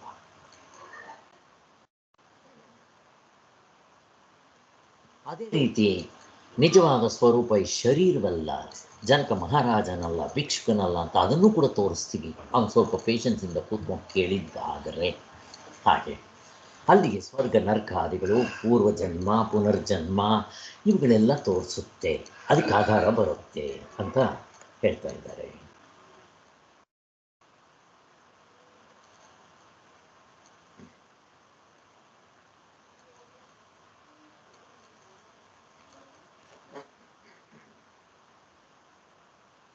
ಆದ್ದರಿಂದ ಈಗ ಕರ್ಮಕಾಂಡ ಉಪಾಸನಾ ಕಾಂಡದಲ್ಲಿ ಇರೋದಕ್ಕೂ ಕೂಡ ನಮ್ಮ ಈ ಬ್ರಹ್ಮ ಜಿಜ್ಞಾಸೆಯಿಂದ ಇವುಗಳಿಗೆಲ್ಲ ಅಸ್ತಿತ್ವ ಬಂದ್ಬಿಡುತ್ತೆ ಅನ್ನೋದು ಒಂದು ಹೇಳ್ತಾರೆ. ಆದ್ದರಿಂದ ಇದರಲ್ಲಿ ಮೋಕ್ಷ ಅನ್ನೋ ಪ್ರಯೋಜನ ಕೂಡ ಸಹ ಇದೆ. ಈಗ ಅವಸ್ಥೆಗಳನ್ನು ನೋಡುವ ದೃಷ್ಟಿಕೋನಗಳು, ಎಚ್ಚರ ಕನಸು ನಿದ್ದೆಯಿಂದ ಅಲ್ಲಿ ಅದನ್ನು ನಾವು ತೋರಿಸ್ಕೊಡ್ತೀವಿ. ಬರೀ ಇದಕ್ಕೆ ಮಾತ್ರ ಅಲ್ಲ, ಪುನರ್ಜನ್ಮಕ್ಕೆ ತೋರಿಸ್ಬೋದು, ಪಾಪ ಪುಣ್ಯಗಳಿಗೆ ತೋರಿಸ್ಬೋದು. ಕನಸು ಬೀಳುತ್ತೆ, ಅಲ್ಲಿ ಹೆದರ್ಕೊತಾ ಇರ್ತಾನೆ, ಎಲ್ಲ ಆಗ್ತಾ ಇರುತ್ತೆ. ಯಾಕೆ? ಅದು ಪಾಪ ಪುಣ್ಯಗಳು ಅಂತ ನಾವು ತೋರಿಸ್ಕೊಡ್ತೀವಿ. ಹಾಗೆ ಧರ್ಮ ಜಿಜ್ಞಾಸೆಯಂತೆ ಬರೀ ಶ್ರುತಿ ವಾಕ್ಯಗಳನ್ನು ನಂಬಬೇಕೆಂದ ಒಪ್ಪಬೇಕಾದ ಪ್ರಮೇಯವು ಇಲ್ಲಿಲ್ಲ. ಧರ್ಮ ಜಿಜ್ಞಾಸೆ ನಂಬ್ಕೋಬೇಕು, ಬಟ್ ಬ್ರಹ್ಮ ಜಿಜ್ಞಾಸೆ ಹಾಗೇ ನಿಲ್ಲುವಲ್ಲ. ಹಾಗೆ ಬೆಂಕಿ ತಣ್ಣಗಿದೆ, ಅಂತ ಯಾರಾದರೂ ಹೇಳಿದ್ರೆ ನಂಬ್ತೀವ ಅಂತ ಹೇಳ್ತಾರೆ.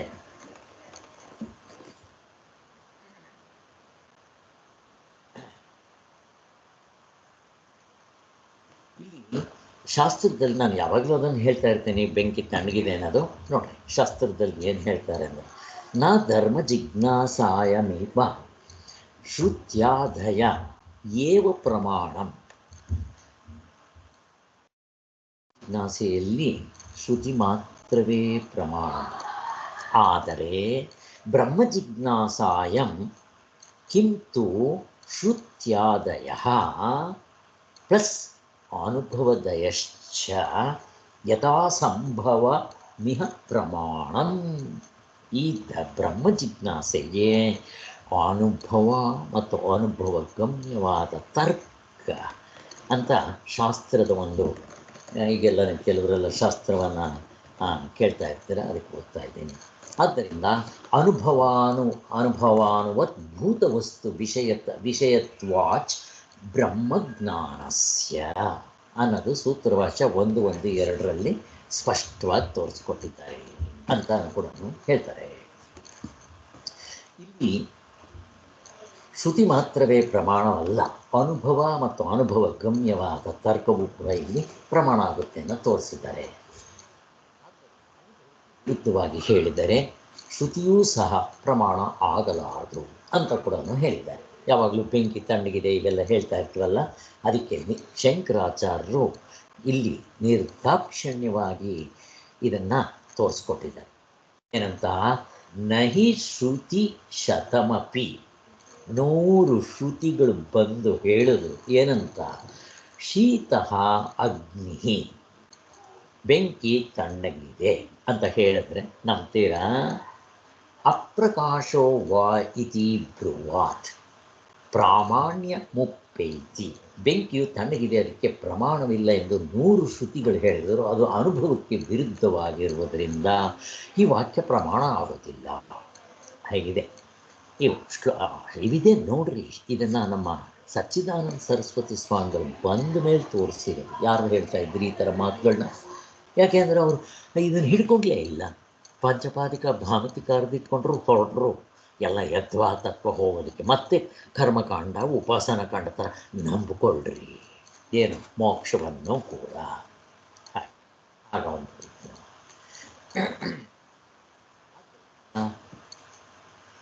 ಹೀಗೆ ಸಾರ್ವತ್ರಿಕ ಪೂರ್ಣಾನುಭವದ ಆಧಾರದಿಂದ ತತ್ವವನ್ನು ತಿಳಿಸಬಲ್ಲ ವೇದಾಂತ ಶಾಸ್ತ್ರವು ಅನುಭವದಲ್ಲಿಯೇ ಕೊನೆಗಾಣುವ ಬ್ರಹ್ಮವಿದ್ಯೆಯನ್ನು ತಿಳಿಸೋದ್ರಿಂದ ಅಲ್ಲಿ ಏನಾಯಿತು? ಒಟ್ಟಿದರ ಸಾರಾಂಶ ಏನು? ಈ ಬ್ರಹ್ಮವಿದ್ಯೆಯನ್ನು ಹೇಳೋ ಈ ವೇದಾಂತವು ಪ್ರತ್ಯೇಕವಾದ ಶಾಸ್ತ್ರವೆಂದು ಇಟ್ಟುಕೊಂಡಾಗ ಎಲ್ಲ ಧರ್ಮದವರು ಈ ಶಾಸ್ತ್ರವನ್ನು ತಿಳಿಯಬಹುದು. ಇದು ಪ್ರತ್ಯೇಕವಾದ ಶಾಸ್ತ್ರ ಅಲ್ಲ.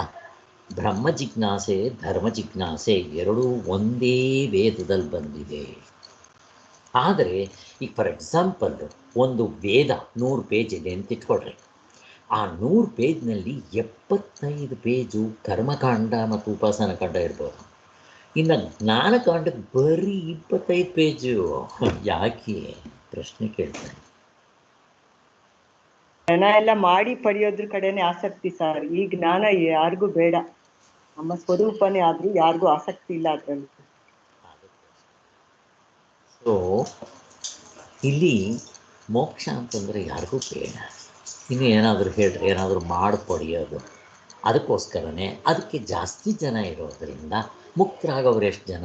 ಕಷ್ಟಿದ್ದೀರ ಯಾವನೋ ಒಬ್ಬನು. ಅದರಲ್ಲಿ ಎಷ್ಟು ಫಿಲ್ಟರ್ ಮಾಡಿಬಿಡ್ತಾರೆ ನಿಮಗೆಲ್ಲ ಗೊತ್ತಿದೆ. ಹಾಗೂ ಅದರ ಪ್ರಯೋಜನವನ್ನು ಪಡೆಯಬಹುದೆಂದು ಎಲ್ಲ ಧರ್ಮಗಳನ್ನು ವೇದಾಂತವು ತಿಳಿಸುವ ರೀತಿಯಲ್ಲಿ ಆಚರಿಸುವುದರಿಂದ ಬ್ರಹ್ಮ ಜಿಜ್ಞಾಸಾಧಿಕಾರಿಗಳಾಗಬಹುದು ಎಲ್ಲ ಧರ್ಮದವರು. ಇದು ಫೌಂಡೇಶನ್ ಇದ್ದಂಗೆ. ನೀವು ಯಾರು ಬಂದು ನಮ್ಮ ಧರ್ಮಕ್ಕೆ ಸೇರಿಕೊಳ್ರಿ ಅಂತ ನಾವೇನು ಹೇಳಿದ್ವಿ, ನೀವು ಸೇರ್ತೀವಿ ಅಂದರೂ ಬೇಡ ಅಂತೀವಿ. ನಿಮ್ಮ ಧರ್ಮದಲ್ಲಿ ಏನು ಹೇಳಿದೆಯೋ ನಮ್ಮ ಧರ್ಮದಲ್ಲೂ ಅದನ್ನೇ ಹೇಳಿರೋದು.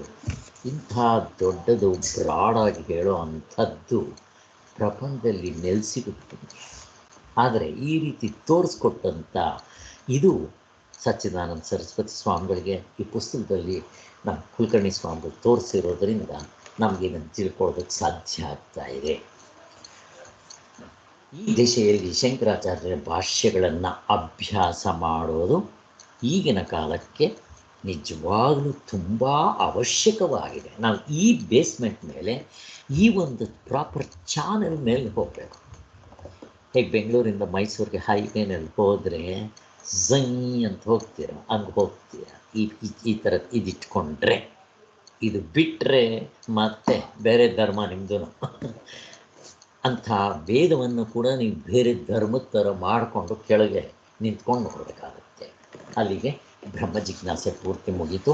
ಈಗ ನಾನು 2ನೇ ಪ್ರಕರಣ, ಸಾರ್ವತ್ರಿಕ ಪೂರ್ಣಾನುಭವ.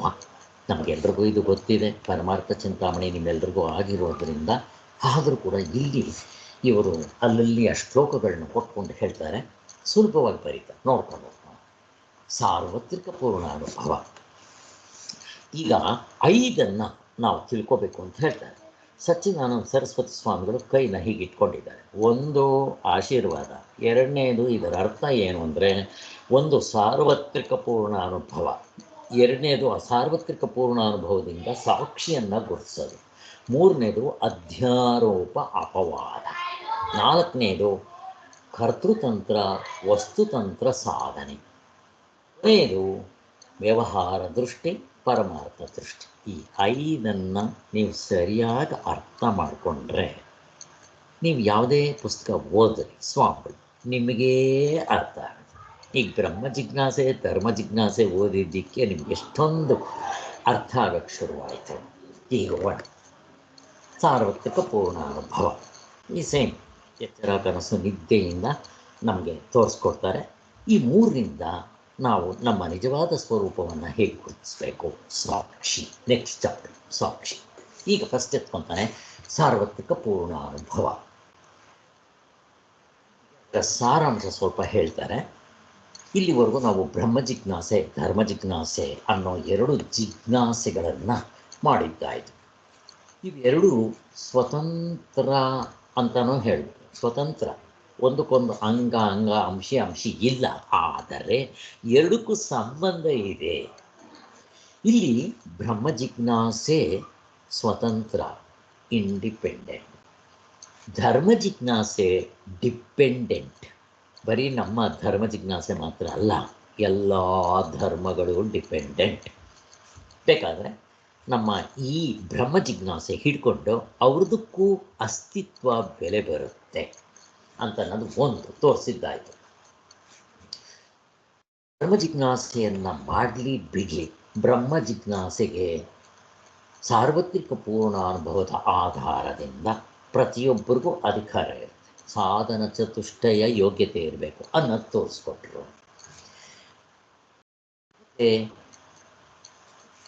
ಇಲ್ಲಿ ತೋರಿಸ್ಕೊಡ್ತಾರೆ, ಮುಂದಕ್ಕೆ ಹೇಳ್ತಾರೆ ಅದನ್ನು. ಇದೇ ಚಾಪ್ಟರ್ನಲ್ಲೋ ಅಥವಾ ಇನ್ನೊಂದು ಚಾಪ್ಟರ್ನಲ್ಲಿ ಆ ಬ್ರಹ್ಮ ಜಿಜ್ಞಾಸೆಗೆ ಬೇಕಾಗಿರೋ ಅಧಿಕಾರಿ ಸಂಪತ್ತು ಯಾವುದು ಅನ್ನೋದನ್ನು ಕೂಡ ತೋರಿಸ್ಕೊಡ್ತಾರೆ. ಅಲ್ಲಿ ಪರಂಪರೆಯಿಂದ ಇದಕ್ಕೆ ಸಹಾಯ ಆಗುತ್ತೆ. ಇಲ್ಲಿ ಸಾಧನೆಗಳಲ್ಲಿ ಸಹಕಾರಿ ಸಾಧನೆಗಳು ಎಲ್ಲವೂ ಕೂಡ ತೋರಿಸ್ಕೊಡ್ತಾರೆ.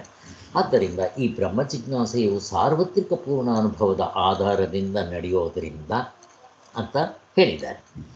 ಈಗ ಇಲ್ಲಿ ಬ್ರಹ್ಮ ಜಿಜ್ಞಾಸೆಯಲ್ಲಿ ಸಾರ್ವತ್ರಿಕ ಪೂರ್ಣಾನುಭವ ಅಂತ ಇದ್ದರು. ಈಗ ಹಾಗಂದರೆ ಏನು? ಇಲ್ಲಿ ಅದನ್ನೇ ತೋರಿಸ್ತಾ ಇದ್ದಾರೆ. ಸಾರ್ವತ್ರಿಕ ಪೂರ್ಣಾನುಭವ, ಇಲ್ಲಿ ಸಾರ್ವತ್ರಿಕ ಅಂದರೆ ಏನು? ಪ್ರತಿಯೊಬ್ಬರಿಗೂ ಇರುವಂಥ ಅನುಭವ. ಇಲ್ಲಿ ಪ್ರತಿಯೊಬ್ಬರು ಅಂದರೆ ಯಾರ್ಯಾರು? ಬ್ರಹ್ಮನಿಂದ ಹಿಡಿದು ಪ್ರಾಣಿಗಳವರೆಗೂ ಯಾರ್ಯಾರು? 14 ಲೋಕಗಳಲ್ಲಿರೋರು ಯಾರು ಬೇಕಾದರೂ, ದೇವತೆಗಳು, ಯಕ್ಷರು, ಗಂಧರ್ವರು, ಅಪ್ಸರೆಯರು, ಹೀಗೆ ಮತ್ತು ಋಷಿ ಮುನಿಗಳು, ರಾಕ್ಷಸರು, ಮನುಷ್ಯರು, ಪ್ರಾಣಿಗಳು. ಹೇಗಿದೆ ಇವರು ಇಷ್ಟು ಜನಕ್ಕೂ ಇಷ್ಟು ಜನಕ್ಕೂ ಸಾರ್ವತ್ರಿಕ ಎಲ್ರಿಗೂ ಒಂದೇ ಥರ ಅನುಭವ ಉಂಟ ಸ್ವಾಮಿ? ನಿಮಗೆಲ್ಲ ಗೊತ್ತು. ನಾನು ಕೇಳಿ ಪ್ರಶ್ನೆ ಕೇಳಿದ ತಕ್ಷಣ ಹುಟ್ಟಿದಾಗಲಿಂದ ಸಾಯೋವರೆಗೂ ಬೆಳಗ್ಗೆಯಿಂದ ರಾತ್ರಿವರೆಗೂ 24 ಗಂಟೆಯಲ್ಲಿ ಎಚ್ಚರ ಕನಸು ನಿದ್ದೆ ಯಾರಿಗಿಲ್ಲ ಹೇಳ್ರಿ ನೋಡೋಣ. ಇದನ್ನು ಹಿಡ್ಕೊಂಡು ನಿಮ್ಮಲ್ಲಿ ಎಲ್ಲದಕ್ಕೂ ನಿಮ್ಗೆ ಏನು ಪ್ರಶ್ನೆ ಬಂದರೆ ಈ 3 ಇಟ್ಕೊಂಡು ನೋಡ್ಕೊಳ್ರಿ, ನಿಮ್ಗೆ ಉತ್ತರ ಸಿಕ್ಬಿಡುತ್ತೆ. ಪುನರ್ಜನ್ಮ ನೋಡ್ಕೊಳ್ರಿ, ಪಾಪ ಪುಣ್ಯ ನೋಡ್ಕೊಳ್ರಿ, ನಿಮ್ಮ ನಿಜವಾದ ಸ್ವರೂಪ ನೋಡ್ಕೊಳ್ರಿ, ಏನು ಬೇಕಾದರೂ ಇದರಲ್ಲಿ ಉತ್ತರ ಸಿಗುತ್ತೆ. ಹೇಗಿದೆ ಹಾಗೆ ಅಂಥದ್ದು ಇದು ಸಾರ್ವತ್ರಿಕ ಅನುಭವ. ಈಗ ಇದನ್ನು ಬಿಡಿಸ್ತಾ ಹೋಗ್ತಾರೆ. ಇದು ನಮಗೆಲ್ರಿಗೂ ಗೊತ್ತಿದೆ. ಆದರೆ ಲೋಕದಲ್ಲಿ ಒಬ್ಬೊಬ್ಬ ವ್ಯಕ್ತಿಗೆ ಒಂದೊಂದು ಬಗೆಯ ಅನುಭವ ಇರುತ್ತೆ. ಅನುಭವ ಈಗ ಜಪ, ಧ್ಯಾನ, ಯೋಗ ಹೀಗೆ ಏನೇನೋ ಮಾಡ್ತಾರೆ. ಎಲ್ಲ ಆಯಾಯ ಧರ್ಮಗಳಲ್ಲಿ ಜಪ ಎಲ್ಲರೂ ಮಾಡ್ತಾರೆ, ಧ್ಯಾನ ಮಾಡ್ತಾರೆ, ಯೋಗ ಮಾಡ್ತಾರೆ, ಇವೆಲ್ಲ ಮಾಡ್ತಾರೆ. ಅವರಿಗೆ ಅನೇಕ ವಿಲಕ್ಷಣವಾದ ಅನುಭವಗಳು ಬರುತ್ತೆ. ಅದರಲ್ಲಿ ಕೆಲವರಿಗೆ ಈ ಸಾಧನೆಗಳು ಮಾಡಿದ ಮೇಲೆ ಬರುತ್ತೆ. ಮೋಸ್ಟ್ ಆಫ್ ದಿ ಟೈಮ್ ಈ ಸಾಧನೆಗಳನ್ನ ಮಾಡಿದ ಮೇಲೆ ಎಲ್ರಿಗೂ ಬರುತ್ತೆ ಅಂತ ಇಟ್ಕೊಬಿಟ್ರಿ, ಬರಬಹುದು. ಏನದು ಅನುಭವ? ಇವಾಗ ಈ ಸಾಧನೆಗಳನ್ನೆಲ್ಲ ಜಪ, ತಪ, ವ್ರತ, ನಿಯಮ, ಉಪವಾಸಗಳು ಇವೆಲ್ಲ ಮಾಡಿದ್ರೆ ಏನಾಗುತ್ತೆ? ಯೋಗ, ಧ್ಯಾನ, ಸಮಾಧಿಗಳು ಇವುಗಳೆಲ್ಲ ಮಾಡಿದ್ರೆ ಭೂಮಿಯಿಂದ ಮೇಲಕ್ಕೆ ಹೋಗೋದು ಇವೆಲ್ಲ. ಆಮೇಲೆ ದಿವ್ಯ ಅನುಭವ, ಭವ್ಯ ಅನುಭವ, ಸಮಾಧಿಗಳ ಅನುಭವ, ದಿವ್ಯ ಅನುಭವ ಏನೇನೋ ಜ್ಯೋತಿಗಳು ಕಾಣಿಸೋದು, ಭವ್ಯ ಅನುಭವ ಅದು ಅಂಥದ್ದೇ. ಆಮೇಲೆ ಸಮಾಧಿ ಅನುಭವ, ಅದರಲ್ಲಿ ಸವಿಕಲ್ಪ, ನಿರ್ವಿಕಲ್ಪ ಸಮಾಧಿ, ಅವರ ಹಿಂದಿನ ಜನ್ಮಗಳು ನೆನಪು ಬರೋದು ಇವೆಲ್ಲ ಆಗಿರುತ್ತೆ. ಇವು ಆ ಸಾಧನೆಗಳು ಮಾಡಿದ್ರೇ ಬರಬೇಕು ಅಂತೇನಿಲ್ಲ. ವೆರಿ ರೇರು, ಎಲ್ರಿಗೂ ಬರೋಲ್ಲ. ನಿಮಿತ್ತವಿಲ್ಲದೆ ಈ ಸಾಧನೆಗಳನ್ನೇ ಮಾಡದೆ ಕೆಲವರಿಗೆ ಈ ಥರ ಅನುಭವಗಳು ಬಂದ್ಬಿಟ್ಟಿರುತ್ತೆ. ವಿಚಿತ್ರವಾದ ಹೊಸ ಹೊಸ ಅನುಭವಗಳು ಬರೋ ಚಾನ್ಸಸ್ ಇರುತ್ತೆ. ನಿಮ್ಗೆ ಎಕ್ಸಾಂಪಲ್ ಕೊಡ್ತೀನಿ ನಾನು. ಆ್ಯಕ್ಚುಲಿ ನಿಮ್ಗೆ ಹಿಂದೆ ಹೇಳಿದ್ದೇನೇನೋ ಗೊತ್ತಿಲ್ಲ, ನಿನ್ನೆ ಕೂಡ ನಾನು ಅವ್ರ ಹತ್ರ ಮಾತಾಡ್ತಾ ಇದ್ದೆ. ಅವರು ಜಯಸಿಂಹ ಅಂತ ನನಗೆ ತುಂಬ ವರ್ಷಗಳಿಂದ ಗೊತ್ತು. ಕುಲಕರ್ಣಿ ಸ್ವಾಮಿಗಳನ್ನೂ ಕೂಡ ಅವ್ರನ್ನ ಆಶ್ರಮಕ್ಕೆ, ಅವರ ಮನೆಗೆ ಕರ್ಕೊಂಡು ಹೋಗಿದ್ದೆ. ಫೇಸ್ ರೀಡರ್, ಯಾವ ಸಾಧನೆಯೂ ಮಾಡಿಲ್ಲ, ಬ್ರಾಹ್ಮಣರು. ನೋಡಿದ ತಕ್ಷಣ ಠಕ್ ಅಂತ ಎಲ್ಲ ಹೇಳಿಬಿಡ್ತಾರೆ. ಬಟ್ ಆಲ್ಮೋಸ್ಟ್ ನನಗನ್ನಿಸ್ದಂಗೆ ಒಂದು 80% ನನಗೆ ಅವ್ರ ಮಖ ನೋಡಿದ ತಕ್ಷಣ, ಡಾಕ್ಟ್ರೇ ನೀವು ಅರಮನೆಯಲ್ಲಿದ್ದರೂ ಖುಷಿಯಾಗಿರ್ತೀರಿ, ನಿಮ್ಮನ್ನು ಕರ್ಕೊಂಡೋಗಿ ಎಲ್ಲಾದರೂ ಒಂದು ಇದು ಸ್ಲಮ್ನಲ್ಲಿ ಬಿಟ್ಬಿಟ್ರೆ ಖುಷಿಯಾಗಿರ್ತೀರಾ ಅಂತಂದರೆ ಅದು ನನ್ನ ನೇಚರು. ಅವ್ರು ನೋಡಿದ ತಕ್ಷಣ ಹೇಳಿದ್ವಿ. ಮತ್ತು ನನಗೆ ಬಂದಾಗೆಲ್ಲ ಹೇಳ್ತಾರೆ, ನಿಮಗೆ ರಾಮನ ದರ್ಶನ ಆಗುತ್ತೆ ಸರ್, ನೋಡಿ ಇನ್ನೊಂದು ತಿಂಗಳನ್ನೆಲ್ಲ ಆಗುತ್ತೆ, 2 ತಿಂಗಳಲ್ಲಿ, 6 ತಿಂಗಳಲ್ಲಿ ಆಗುತ್ತೆ. ಹೇಳಿ ಆವಾಗಲೇ 3 ವರ್ಷ ಆಯ್ತು, ನನಗಿನ್ನೂ ಆಗಿಲ್ಲ. ಕೆಲವು ಹೇಳೋಕ್ಕೆ ಬರಲ್ಲ. ನಮ್ಮ ಕುಲಕರ್ಣಿ ಸ್ವಾಮಿಗಳನ್ನ ಅವ್ರ ಮನೆಗೆ ಕರ್ಕೊಂಡೋಗಿದ್ದಕ್ಕೆ ಅವರು ನೋಡಿದ ತಕ್ಷಣ ಏನು ಹೆಸರು ಕೇಳಲಿಲ್ಲ, ಏನೋ ಕೇಳಲಿಲ್ಲ. ನೋಡಿದ ತಕ್ಷಣ ಅವ್ರದ್ದು ಮನೆ ಇದನ್ನು ಹೇಳಿಬಿಟ್ರು. ಏನಂತಾರೆ, ಈಗ ಜಾತಿ ಹೇಳ್ತಾರಲ್ವ, ಈಗ ನಮ್ಮಲ್ಲಿ ವೈಶ್ಯರಲ್ಲಿ ಶಿಂಗ್ರಿ, ಭಾಸ್ಕರ, ಅದನ್ನು ಟಕ್ ಅಂತ ಹೇಳಿಬಿಟ್ರು ಅವ್ರಿಗೆ. ಅವ್ರಿಗೆ ಖುಷಿಯಾಗೋಯ್ತು. ಕುಲಕರ್ಣಿ ಸ್ವಾಮಿಗಳು ಕುಡಿಯೋಕ್ಕೆ ಶುರು ಮಾಡಿಬಿಟ್ರು. ಏನ್ರಿ ಬರೀ ಫೇಸ್ ನೋಡ್ಕೊಂಡು ಹೇಳ್ತಾ ಇದ್ದೀರಿ ನೀವು ಅಂತಂದ್ಬಿಟ್ಟು. ಎಷ್ಟು ಚೆನ್ನಾಗಿ ಹೇಳ್ತಾ ಇದ್ರು ಅವರು ಅಂತಂದರೆ, ಅವರು ಪಾಪ ಯಾವ ಸಾಧನೆಯೂ ಮಾಡಿಲ್ಲ. ಅವ್ರನ್ನ ಕೇಳಿದ್ರು, ನನಗೇನು ಗೊತ್ತಾಗಲ್ಲ ಸರ್, ನಾನು ಮಖ ನೋಡಿದ ತಕ್ಷಣ ನನಗೆ ಇಮಿಡಿಯೇಟಾಗಿ ಫ್ಲ್ಯಾಶ್ ಆಗುತ್ತೆ ಅಂತಾರೆ. ಹೀಗೆ ಸೊ ಈ ಥರದ್ದು ಬೇಕಾದಷ್ಟು ಆಗಿದೆ. ಹಾಗೆ ಕುಲಕರ್ಣಿ ಸ್ವಾಮಿಗಳು ಕೊನೆಗೆ ಅವ್ರ ಹೆಂಡತಿ ಸಾಯೋವಾಗ ನನಗೆ ಅವ್ರನ್ನ ನೋಡಬೇಕು ಅಂತಂದಾಗ ನಾನು ಆಸ್ಪತ್ರೆಗೆ ಕರ್ಕೊಂಡೋಗಿದ್ದೆ. ಇನ್ನೊಂದು 2 ದಿವಸದಲ್ಲೇನೋ ಅವ್ರ ದೇಹ ಬಿಟ್ಬಿಡ್ತಾರೆ ಅಂತ ಅಂದಾಗ ನಾನು ನೋಡಬೇಕು ಜಯಸಿಂಹ ಅವ್ರನ್ನ ನೋಡಬೇಕು ಅಂದಾಗ ಕರ್ಕೊಂಡೋಗಿದ್ದೆ. ನಿಮ್ಗೆ ಯಾಕೆ ಹೇಳ್ತಾ ಇದ್ದೀನಿ ಅಂದರೆ, ಇಂಥವರೆಲ್ಲ ಇರ್ತಾರೆ. ಹಾಗೆ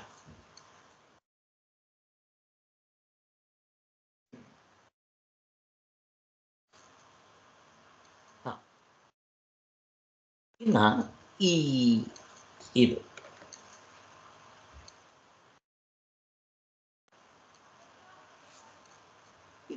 ಏನು ಸಾಧನೆ ಮಾಡದೆ ಬಂದಿರುತ್ತೆ.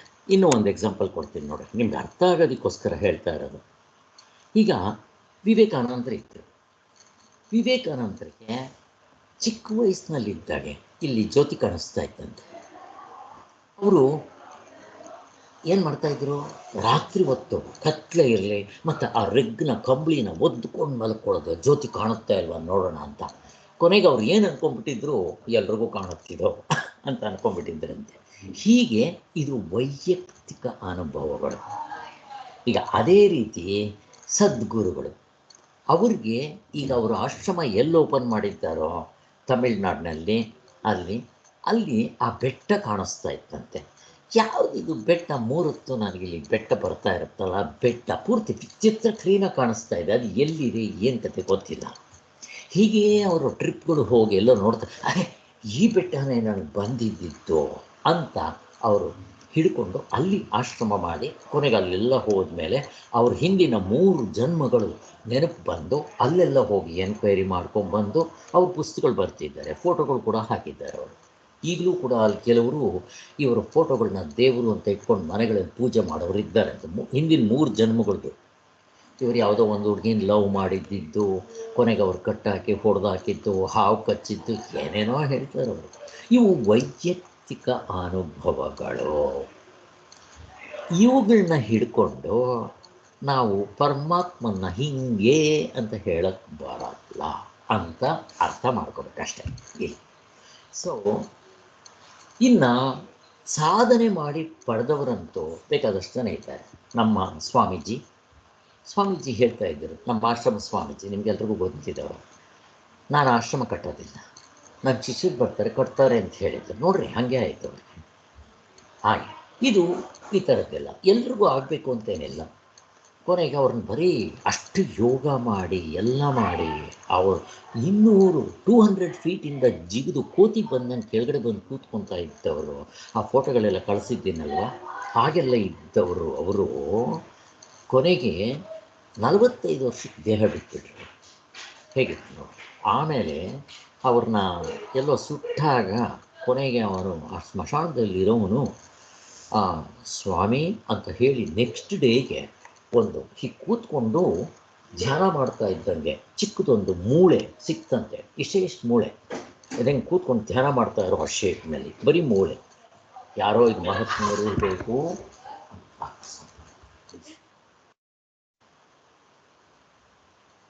ಅಂತ ಅವರು ಅದನ್ನು ತಂದುಕೊಟ್ರು. ಅದನ್ನು ನಮ್ಮ ವಿಜಯಮ್ಮ ಇಟ್ಕೊಂಡಿದ್ದವರು ಮನೆಗಳಲ್ಲಿ ಮೂಳೆಗಳು ಇವೆಲ್ಲ ಇಟ್ಕೋಬಾರ್ದು ಅಂತ ಹೇಳಿ ತಗೊಂಡೋಗಿ ಕನ್ಯಾಕುಮಾರಿನಲ್ಲಿ ಅವ್ರ ಅಣ್ಣನ ಕರ್ಕೊಂಡೋಗಿ ನೆರಿಗೆ ಬಿಟ್ಬಿಟ್ರು ಅಂತ ಹೇಳಿದರು. ಇವೆಲ್ಲ ವೈಯಕ್ತಿಕ ಅನುಭವಗಳು. ನಮ್ಮ ಸ್ವಾಮೀಜಿ ಒಂದು 5 ಲಿಂಗಗಳು ನುಂಗಿ ಒಳಗಡೆ ಎಲ್ಲೋ ಹೊಟ್ಟೆಯಲ್ಲಿ ಇಟ್ಕೊತಾ ಇದ್ರಂತೆ. ಅವರು ಸ್ವಾಮೀಜಿ ನಮಗೆ ಲಿಂಗ ತೋರಿಸಿ ಅಂದರೆ ಸಾಕು, ಅವರು ಅಂತ ಅಂದು 1 2 3 4 5 6 ಲಿಂಗ ತೋರಿಸ್ಬಿಟ್ಟು ಹಂಗೆ ಬಿಟ್ಟು ಒಳಗೆ ಇಟ್ಕೊತಾ ಇದ್ರಂತೆ. ಇವೆಲ್ಲ ವೈಯಕ್ತಿಕ ಅನುಭವಗಳು. ಹೇಗಿದೆ. ಆಮೇಲೆ ಒಂದು ಸಾರಿ ಇದು ವಿಜಯಮ್ಮ ಹೇಳಿದ್ರು, ಸ್ವಾಮೀಜಿ ಆ ಸ್ಕೂಲ್ನಲ್ಲಿ ಎಲ್ಲರೂ ಟೀಚರ್ಸು ಅವರು ಇವರು ಒಂದು 100 ಜನ ಸೇರಿಬಿಟ್ಟಿದ್ದಾರಂತೆ. ನಾನು ಕೂತಿರ್ತೀನಿ, ನೆಲದ ಮೇಲಿಂದ ಮೇಲಕ್ಕೆ ಹೋಗ್ತೀನಿ, ಸಪೋರ್ಟ್ ಇದೆ. ಎಲ್ಲ ಇವು ಸಾಧನೆಗಳು ಮಾಡಿದ್ರಂತೆ. ಕೊನೆಗದ ಫೇಲ್ಯೂರ್ ಆಯ್ತಂತೆ, ಆಗಲಿಲ್ಲವಂತೆ, ಬೇವುತೋಗ್ಬಿಟ್ರಂತೆ. ಇವೆಲ್ಲ ಹೇಳಿದ್ರು. ಇವು ವೈಯಕ್ತಿಕ ಅನುಭವ. ಮಹಾರಾಜಿಗೂ ಅಷ್ಟೇ ದಿವ್ಯ ದೃಷ್ಟಿ ಇತ್ತು, ಅವ್ರ ಹಿಂದಿನ ಜನ್ಮಗಳೆಲ್ಲ ನೆನಪು ಬಂತು. ಮಾತಾಜಿ ಅವರಿಗೆ ಮುಕುಂದೂರು ಸ್ವಾಮಿಗಳು ನಮಗೆಲ್ಲ ಗೊತ್ತು. ಆಮೇಲೆ ಶ್ರೀಧರ್ ಸ್ವಾಮಿಗಳಿಗೆ ಅವ್ರ ಬಿಸಿನೀರಿನಲ್ಲೇ ಕೈ ಆಡಿಸಿದ್ದು ಎಲ್ಲ ಗೊತ್ತಿದೆ. ಇನ್ನು ವಸಿಷ್ಠರು, ವಿಶ್ವಾಮಿತ್ರ ಇವರೆಲ್ಲ ಸಾಧನೆ ಮಾಡಿ ಪಡೆದಿರ್ತಾರೆ. ಹೀಗೆ ವೈಯಕ್ತಿಕ ಅನುಭವಗಳು ಇರುತ್ತೆ. ಇವುಗಳಿಂದ ಉಪಯೋಗ ಇದೆ, ನಾವು ಇವುಗಳು ಬರೋದಿಲ್ಲ ಅಂತ ಹೇಳೋಲ್ಲ. ಆದರೆ ಇವುಗಳಿಂದ ನೀವು ಆತ್ಮತತ್ವನ ವಿಚಾರನ ಮೆಷರ್ ಮಾಡೋಕ್ಕೆ ಹೋದರೆ ಗಡ್ರಾಗ್ತೀರ, ಹೋಗಬಾರ್ದು ಅಂತ ಹೇಳಿ. ಅನುಭವ ಅಂದರೆ ಏನು, ವೈಯಕ್ತಿಕ ಅನುಭವ ಅಂದರೆ ಏನು? ಅಲ್ಲಿಗೆ ವೈಯಕ್ತಿಕ ಅನುಭವ ಅಂದರೆ ದಿವ್ಯ ಅನುಭವ, ಭವ್ಯ ಅನುಭವ, ಸಮಾಧಿ ಅನುಭವ, ಇವೆಲ್ಲ. ಇದು ಸಾಧನೆ ಮಾಡಿ ಬರ್ಬೋದು, ಸಾಧನೆ ಮಾಡದೇನೂ ಬರ್ಬೋದು. ಇದು ಸಾಧನೆ ಮಾಡದೆ ಬರೋರು ತುಂಬ ಅಪರೂಪ.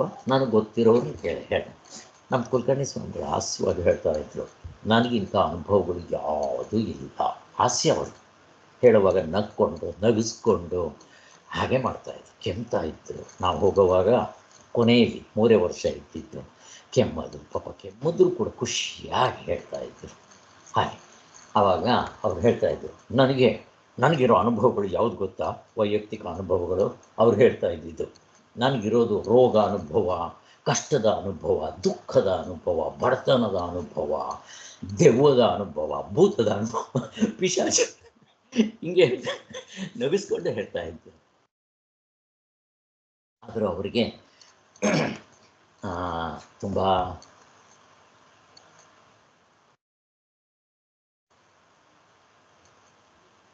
ಸರಳ ಜೀವಿಗಳಾಗಿದ್ದರು. ಹಾಸ್ಯಪ್ರಜ್ಞರು, ಕವಿಗಳು, ಸಂಗೀತಗಾರರು, ವೇದಾಂತಿಗಳು, ಎಲ್ಲದಕ್ಕಿಂತ ಹೆಚ್ಚಾಗಿ ದತ್ತಾತ್ರೇಯನ ಉಪಾಸಕರು ಮತ್ತು ದತ್ತಾತ್ರೇಯನ ಅನುಭವ ಪಾಡುತ್ತವರು.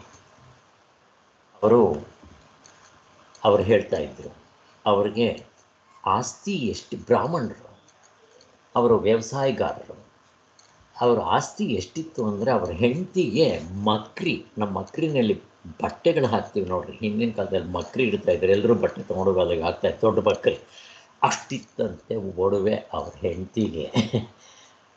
ಇಷ್ಟು ಎಲ್ಲವನ್ನು 100 ಎಕರೆ ಜಮೀನು, 100 ಎಕರೆ, ಇಷ್ಟನ್ನು ಆ ರಾತ್ರಿ ಕನಸಿನಲ್ಲಿ ಬಂದು ನನಗೆ ಕೊಟ್ಬಿಡು ಅನ್ನೋದು. ನನಗಿವೆಲ್ಲ ಯಾವುದೂ ಬೇಡ, ನನಗೆ ಅಂಥ ಗುರುನ ತೋರಿಸು ಸಾಕು, ಮೋಕ್ಷ ಕೊಡುವಂಥ ಗುರುನ ತೋರಿಸೋಂಥ ಗುರುನ ತೋರಿಸು, ಇದು ನನಗೆ ಬೇಡ ಅಂತ ಹೇಳಿ ಬಿಟ್ಟು ಹೋಗ್ಬಿಟ್ರು ಅಂತ ಹೇಳ್ತಾರೆ. ಇದು ಪುರಂದರದಾಸರು ಹೇಗೆ ಅವ್ರ ಗರ್ಭ ಶ್ರೀಮಂತರಾಗಿದ್ದರು, ಅವ್ರ ಜಿಪುಣರಾಗಿದ್ದರು, ಇವರು ಜಿಪುಣರೇನಾಗಿರಲಿಲ್ಲ. ಅಷ್ಟೊತ್ತಿಗೆ ಶಾಸ್ತ್ರದ ಜ್ಞಾನ ಇತ್ತು, ಎಲ್ಲ ಇತ್ತು. ಹೀಗೆ ನಮ್ಮ ಕುಲಕರ್ಣಿ ಸ್ವಾಮಿಗಳ ವಿಚಾರ. ಅಲ್ಲಿ ಹೋಗಿ 3 ವರ್ಷಗಳ ಕಾಲ ಅಲ್ಲಿ ಇದ್ದು ಎಲ್ಲ ಆದಮೇಲೆ ನೋಡ್ರಿ, ಇದು ಕಾಮ್ಯ ಕರ್ಮ ಅಂತ. ಕೊನೆಗೆ ಅವ್ರಿಗೆ ಗುರುಗಳಾಗಿ ಸಿಕ್ಕಿದ್ದು ಯಾರು? ಸಚ್ಚಿದಾನಂದ ಸರಸ್ವತಿ ಸ್ವಾಮಿಗಳು. ಹೇಗೆ ಅದು ಅವ್ರು ಕೇಳ್ಕೊಂಡಿದ್ದೇನು?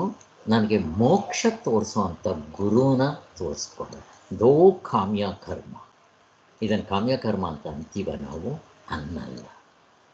ಈಗ ಅವರೇ ಹೇಳ್ತಾರೆ, ಒಂದು ಸಾರಿ ಆಂಧ್ರಾಗೆ ಹೋದಾಗ ಎಲ್ಲೋ ಆಂಧ್ರದಲ್ಲಿ ಒಂದು ಕಡೆ ದತ್ತಾತ್ರೇಯನ ದೇವಸ್ಥಾನ ಇತ್ತಂತೆ. ಸೊ ಆ ದತ್ತಾತ್ರೇಯನ ದೇವಸ್ಥಾನದಲ್ಲಿ ಇವರು ಹೊರಗಡೆ ನವಗ್ರಹಗಳನ್ನ ಸುತ್ತುತ್ತಾ ಇದ್ರಂತೆ, ಪ್ರದಕ್ಷಿಣೆ ಹಾಕ್ತಾ ಇದ್ರಂತೆ. ಸರಿ, ಒಳಗಡೆ ಸಚ್ಚಿದಾನಂದ ಸರಸ್ವತಿ ಸ್ವಾಮಿಗಳು ಮತ್ತು ಇನ್ಯಾರೋ ಇದ್ರಂತೆ. ಇವರು ಮನಸ್ಸಿನಲ್ಲಿ ದತ್ತಾತ್ರೇಯನ ನೆನೆಸ್ಕೊಂಡು ಹೊರಗಡೆ ಇದ್ದಾಗ, ಏನಪ್ಪ ನನಗೆ ನೀನು ದರ್ಶನನೇ ಕೊಡಲಿಲ್ಲಲ್ಲೋ ಅಂತ ಅಂದ್ಕೊಂಡ್ರಂತೆ. ಸಚ್ಚಿದಾನಂದ ಸರಸ್ವತಿ ಸ್ವಾಮಿಗಳು ಅವರು ಬಂದಾಗ ಮೆಟ್ಟಿ ಮೇಲೆ ನಿಂತ್ಕೊಂಡು ಇವರು ನೋಡಿದ್ರಂತೆ, ದತ್ತಾತ್ರೇಯನ ರೂಪದಲ್ಲೇ ಕಂಡರು. ಮತ್ತೇನಪ್ಪ ಇಳಿಲ್ಲ ನಾನಿನ್ನ ಅಂತ ಹೇಳಿ ಯಾರು ಸಚ್ಚಿದಾನಂದ ಸರಸ್ವತಿ ಸ್ವಾಮಿಗಳು ಮೆಟ್ಟಿಳಿದ್ರಂತೆ. ಇದು ಅವರ ಅನುಭವ, ಅವರು ಹೇಳ್ಕೊಂಡಿದ್ದಾರೆ. ಹೀಗೆಲ್ಲ ಇರುತ್ತಿದ್ದು, ಇದು ವೈಯಕ್ತಿಕ ಅನುಭವಗಳು. ಇವುಗಳ ಮೇಲೆ ನಾವು ಈ ಬ್ರಹ್ಮ ಜಿಜ್ಞಾಸೆ, ಬ್ರಹ್ಮನ್ನ ಇವುಗಳನ್ನೆಲ್ಲ ನಾವು ಕಟ್ಟಕ್ಕೆ ಹೋಗಬಾರ್ದು ಅಂತ. ಅಲ್ಲಿಗೇನಾಯಿತು? ಪವಾಡಗಳು, ಅದ್ಭುತ ಮಹಿಮೆಗಳು, ದೇವತಾ ಸಾಕ್ಷಾತ್ಕಾರಗಳು, ಇಂಥವೆಲ್ಲ ವೈಯಕ್ತಿಕ ಅನುಭವಗಳು. ಈ ವೈಯಕ್ತಿಕ ಅನುಭವಗಳನ್ನು ಆಧಾರವಾಗಿಟ್ಕೊಂಡು ಪರಮಾರ್ಥ ತತ್ವವನ್ನು ನಿರ್ಣಯಿಸಲು ಹೊರಡಬಾರ್ದು ಅನ್ನೋದೇ ವೇದಾಂತದ ಉಪದೇಶ. ಇದನ್ನೇ ಶಂಕರಾಚಾರ್ಯ ತೋರಿಸಿರೋದು. ಇಷ್ಟು ನಾವು ತಿಳ್ಕೊಂಡ್ರೆ ಬೇಕಾದಷ್ಟಾಯಿತು. ಈ ಅನುಭವಗಳು ಇಲ್ಲ ಅಂತ ಹೇಳಲ್ಲ, ಇವು ನಿಜ, ಇವು ಆಗುತ್ತೆ, ಇದರಿಂದ ಉಪಯೋಗವೂ ಇದೆ. ಹಾಗಂದು ಇದನ್ನು ಪರಮಾತ್ಮನ ಹುಡುಕಕ್ಕೆ ಇಟ್ಕೊಳ್ಳೋಕೆ ಹೋಗಬಾರ್ದು ಅನ್ನೋದಿಷ್ಟು ತಿಳ್ಕೊಂಡ್ರೆ ಸಾಕು. ಮತ್ತು ಈ ಸಿದ್ಧ ಪುರುಷರು ಒಂದು ಬಗೆ ಮಹಿಮೆಯನ್ನು, ಪವಾಡವನ್ನು ತೋರಿಸಿ ಇದೇ ತತ್ವ ಅಂತ ಹೇಳಿಬಿಟ್ರೆ, ಇನ್ನೊಬ್ಬ ಮಹಾಸಿದ್ಧ ಪುರುಷರು ಬರ್ತಾರೆ, ಅವರು ಇನ್ನೇನೋ ತೋರಿಸ್ಬಿಟ್ಟಿದೆ ಇದೇ ತತ್ವ ಅಂತ ಹೇಳಿದ್ರೆ, ಇವರು ಸರಿನಾ ಅವರು ಸರಿನಾ, ಯಾರು ಸರಿ? ಮತ್ತೆ ಪ್ರಶ್ನೆ ಹೇಗಾಗಿ ಈಗ ಅವರಿಬ್ಬರು ಶಿಷ್ಯರು ಜಗಳಗಳಾಡ್ತಾ ಇರ್ತಾರೆ. ಈ ಕಪಿಲ ಸಾಂಖ್ಯರು ಮತ್ತು ಈ ವೈಶೇಷಿಕರು ಜಗಳ ಆಡ್ತಾರಲ್ಲ, ಹಾಗೆ ಜಗಳ ಆಡ್ತಾ ಇರ್ತಾರೆ. ಹೀಗೆ ಏನು ಬಂತವಾಗ?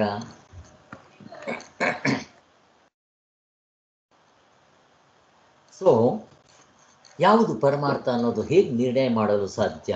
ಆದ್ದರಿಂದ ಈ ವೈಯಕ್ತಿಕವಾದ ಅನುಭವಗಳ ಆಧಾರದಿಂದ ಇದೇ ಪರಮಾರ್ಥ ಅಂತ ನಿರ್ಣಯಿಸೋಕ್ಕೆ ಹೋಗಬಾರ್ದು ಅನ್ನೋದು ಇಂಪಾರ್ಟೆಂಟ್. ಈ ನಮ್ಮ ಸನಾತನ ವೈದಿಕ ಧರ್ಮದಿಂದ ತಿಳ್ಕೊಬೇಕಾಗಿರೋದು. ಈ ವೈದಿಕ ಅನುಭವಗಳನ್ನು ತತ್ವ ನಿರ್ಣಯಕ್ಕೆ ಆಧಾರವಾಗಿಟ್ಕೊಳ್ಬಾರ್ದು. ಇಲ್ಲಿ ಶಂಕರಾಚಾರ್ಯರು ಸೂತ್ರದಲ್ಲಿ ಬರೆದಿರೋ 2 ವಾಕ್ಯಗಳನ್ನ ಹೇಳ್ತಾರೆ ನೋಡಿ.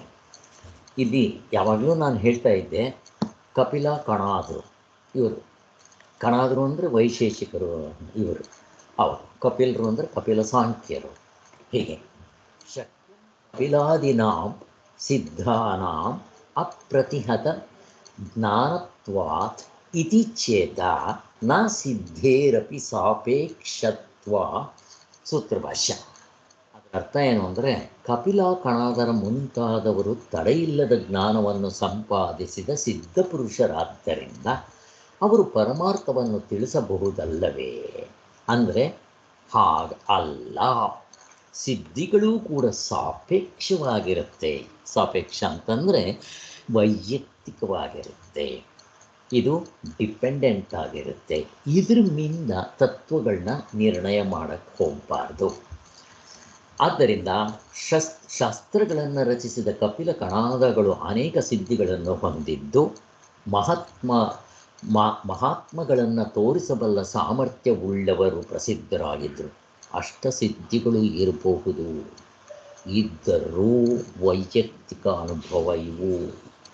ಆದ್ದರಿಂದ ಇವರುಗಳು ಕೂಡ ಪರಮಾರ್ಥ ತತ್ವದ ವಿಷಯದಲ್ಲಿ ಒಬ್ಬರಿಗೊಬ್ಬರು ಭಿನ್ನಾಭಿಪ್ರಾಯವಾಗಿರ್ತಾರೆ. ಆದ್ದರಿಂದ ಯಾರು ಸರಿ? ಆದ್ದರಿಂದ ಈ ವೈಯಕ್ತಿಕ ಅನುಭವಗಳು, ಸಿದ್ಧಿಗಳು, ಪವಾಡಗಳು ಮೊದಲಾಗುವುದುಗಳಿಂದ ಪರಮಾರ್ಥ ತತ್ವ ನಿರ್ಣಯ ಮಾಡಕ್ಕೆ ಹೋಗಬಾರ್ದು. ಮತ್ತೇನೆಂದರೆ, ತತ್ವ ನಿರ್ಣಯಕ್ಕೆ ಸಾರ್ವತ್ರಿಕ ಅನುಭವ ಮತ್ತು ಅನುಭವ ಗಮ್ಯವಾದ ಯುಕ್ತಿ ಇಟ್ಕೊಂಡು ನೋಡಕ್ಕೆ ಹೋಗಬೇಕು ಅಂತ ಹೇಳ್ತಾರೆ.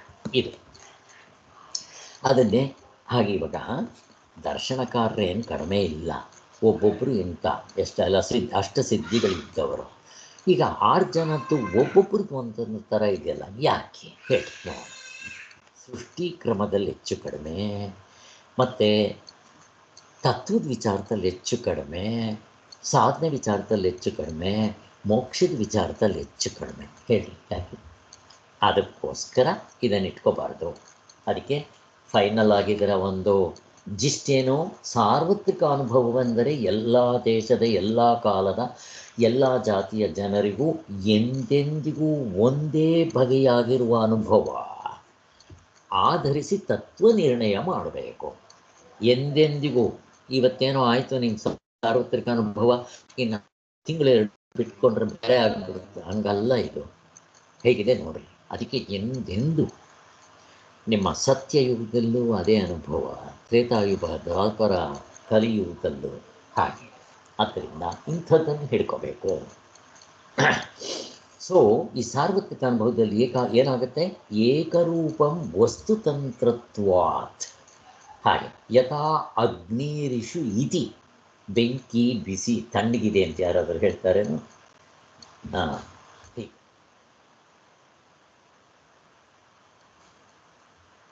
ತತ್ರ ಏವಂ ಸತಿ ಸಮ್ಯಕ್ ಜ್ಞಾನೇ ಪುರುಷಾಣಾಂ ವಿಪ್ರತಿಪತ್ತಿ ಅನುಪಪನ್ನಃ. ಸರಿಯಾದ ತಿಳುವಳಿಕೆ ಎಂಬುದು ಎಲ್ಲರಿಗೂ ಒಂದೇ ಬಗೆಯಾಗಿರುತ್ತದೆ. ಅಲ್ಲಿ ಹೆಚ್ಚು ಕಡಿಮೆ ಬರೋ ಚಾನ್ಸಸ್ ಇಲ್ಲ. ಏಕೆಂದರೆ ಅದು ವಸ್ತುವಿಗೆ ಅಧೀನವಾಗಿರುತ್ತೆ. ವಸ್ತುತಂತ್ರ. ಹಾಗೆ ಹಗ್ಗ ನೋಡ್ತೀವಿ, ವಸ್ತುತಂತ್ರ. ಹಾಗೆ ಈಗ ಎಚ್ಚರ, ಕನಸು, ನಿದ್ದೆ, ಆ ಅನುಭವ ನೋಡ್ತೀವಲ್ಲ, ವಸ್ತುತಂತ್ರ. ಇಲ್ಲಿ ನೀವು ನಿಮ್ಮದು ಅವ್ರದ್ದು ಬದಲಾವಣೆ ಮಾಡ್ಕೊಳಕ್ಕೆ ಬರಲ್ಲ. ಕನಸು ಪ್ರತಿಯೊಬ್ಬರಿಗೂ ಕಾಣುವಾಗ ಸತ್ಯವಾಗಿ ಕಾಣುತ್ತೆ, ಎದ್ದಿದ ತಕ್ಷಣ ಸುಳ್ಳು ಅನಿಸುತ್ತೆ. ಅದು ಆಮೇಲೆ ಮತ್ತು ನಿದ್ದೆ ಏನೂ ಗೊತ್ತಾಗಲ್ಲ ಅಂತ ಎಚ್ಚರದ ದೃಷ್ಟಿಯಿಂದನೇ ಹೇಳೋದು. ಹಾಗೆ ಮತ್ತು ಆಯಾ ಅವಸ್ಥೆ ದೃಷ್ಟಿಯಿಂದ ನೋಡಿದ್ರೂ ಕೂಡ ಎಲ್ರಿಗೂ ಅದೇ ಅನುಭವ ಇದೆ. ಆದ್ದರಿಂದ ಅದನ್ನು ಹಿಡ್ಕೋಬೇಕು ನಾವು. ಆದ್ದರಿಂದ ವಸ್ತುವಿಗೆ ಅಧೀನವಾಗಿ ವಸ್ತುವು ಹೇಗಿದೆಯೋ ಹಾಗೇ ಹುಟ್ಟಬೇಕಾಗತ್ತೆ. ಕಾಗೆ ಬೆಳ್ಳಗಿದೆ, ನನಗೆ ಬೆಳ್ಳಗಿಲ್ಲ, ಸರಿ ಕಾಗೆ ಕಪ್ಪಗಿದೆ, ನನಗೆ ಕಪ್ಪು ಇಷ್ಟ ಇಲ್ಲ, ಬೆಳ್ಳಗಿರಬೇಕು, ಮಾಡ್ಕೊಂಬಿಡ್ರಿ ನೋಡೋಣ. ಆಗೋದಿಲ್ಲ. ಹಾಗೆ ಅದೇ ನೀವು ಬೆಂಗಳೂರಿಂದ ಮೈಸೂರಿಗೆ ಹೋಗ್ಬೇಕಾದ್ರೆ ಹೋಗ್ಬೋದು, ಬಿಡ್ಬೋದು, ಏರೋಪ್ಲೇನಲ್ಲಿ ಹೋಗ್ಬೋದು, ನಡ್ಕೊಂಡು ಹೋಗ್ಬೋದು, ಹೈವೇನಲ್ಲಿ ಹೋಗ್ಬೋದು, ಸುತ್ಕೊಂಡು ಹೋಗ್ಬೋದು, ಟ್ರೈನಲ್ಲಿ ಹೋಗ್ಬೋದು. ಹೇಗೆ ಅದಕ್ಕೆ ಇಷ್ಟು ಡಿಫ್ರೆನ್ಸ್ ಇದೆಯಲ್ಲ, ಅದಕ್ಕೋಸ್ಕರ ಅದಕ್ಕೆ ಬೆಂಕಿ ಬಿಸಿ ಇದೆ ಎಂಬಂತೆ. ಮತ್ತು ಈಗ ಇದು ಕ್ಯಾಲ್ಕುಲೇಷನ್ ಇದ್ದಂಗೆ. ಹೇಗೆ ಕ್ಯಾಲ್ಕುಲೇಷನ್ನು? ಸಾರ್ವತ್ರಿಕ ಅನುಭವ ಅನ್ನೋದಕ್ಕೆ ಬೆಂಕಿ ಬಿಸಿ ಅನ್ನೋದು ಒಂದು, 2+2 ನೀವು ಎಲ್ಲಿ ಬೇಕಾದರೂ ಕೇಳಿರಿ, 4 × 4 16 ಎಲ್ಲಿ ಬದಲಾವಣೆ ಆಗುತ್ತೆ ತೋರಿಸಿ ನೋಡೋಣ. ಆಮೇಲೆ ಒಂದು ಸರ್ಕಲ್ ಹಾಕ್ರಿ, 360 ಡಿಗ್ರಿ. ನೀವು ಎಲ್ಲಿ ಬೇಕಾದರೂ ಹೋಗಿ, ಪ್ರಪಂಚದಲ್ಲಿ ಎಲ್ಲಿ ಬೇಕಾದರೂ ಚಿಕ್ಕ ಚಿಕ್ಕ ಸರ್ಕಲ್ ಹಾಕ್ರಿ, ದೊಡ್ಡ ಸರ್ಕಲ್ ಹಾಕ್ರಿ, ನೀವು ಎಷ್ಟು ಬೇಕಾದರೂ ಸರ್ಕಲ್ ಹಾಕ್ರಿ, 360 ಡಿಗ್ರಿ ಇದ್ದೇ ಇರುತ್ತೆ, ಅದು ಚೇಂಜ್ ಆಗೋದಿಲ್ಲ. ಆವಾಗಲೂ ಈಗಲೂ ಮುಂದಕ್ಕೆ. ಆದ್ದರಿಂದ ಹೀಗೆ ನಾವು ತಗೋಬೇಕಾಗತ್ತೆ.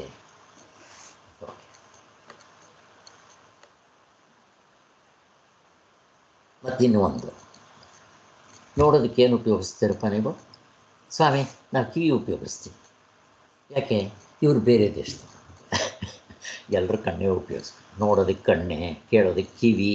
ಹೇಗಿದು ಸಾರ್ವತ್ರಿಕ ಅನುಭವವೋ ಹಾಗೆ ಎಚ್ಚರ ಕನಸು ನಿದ್ದೆಯನ್ನು ಹೇಗೆ ನೋಡ್ತೀರಾ ಅಂತಂದರೆ ಸಾರ್ವತ್ರಿಕ ಪೂರ್ಣದ ಇಂಟ್ಯೂಷನ್ನಿಂದ. ಹಾಗೆ ಬೇರೆ ಇನ್ಯಾವುದು ಯೂಸ್ ಮಾಡೋಕ್ಕೆ ಬರೋದಿಲ್ಲ ಅಂತ ಹೇಳ್ತಾರೆ. ಸೊ ಅಲ್ಲಿಗೆ ಈಗ ಶ್ರುತಿ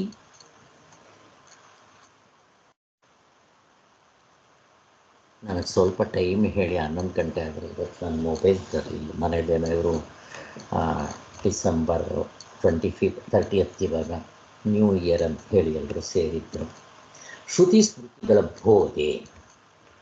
ಪರಮಾರ್ಥ ತತ್ವವಾದ ಪರಮಾತ್ಮನು ಶ್ರುತಿ ಸ್ಮೃತಿಗಳ ಬೋಧೆ. ಈಗ ನೋಡಿ, ನಮಗೆ ಸ್ಪಷ್ಟವಾಗಿ ಅರ್ಥ ಆಗ್ಬಿಡುತ್ತೆ. ಶ್ರುತಿ ಅಂದರೆ ಏನು, ಸ್ಮೃತಿ ಅಂತಂದರೆ ಏನು. ಶ್ರುತಿ ಸ್ಮೃತಿ. ಸ್ಮೃತಿ ಅಂದರೆ ಭಗವದ್ಗೀತೆ, ಶ್ರುತಿ ಅಂತಂದರೆ ಉಪನಿಷತ್ತುಗಳು, ಇವೆಲ್ಲ ಅದರ ಬೋಧೆಯಿಂದ. ಎರಡು ಏನಂತ ಹೇಳ್ತಾರೆ? ಪರಮಾತ್ಮ ಅಂದರೆ ಯಾರು, ನನ್ನ ನಿಜವಾದ ಸ್ವರೂಪ, ಅವನು ಈಶ್ವರ ಅಂತ.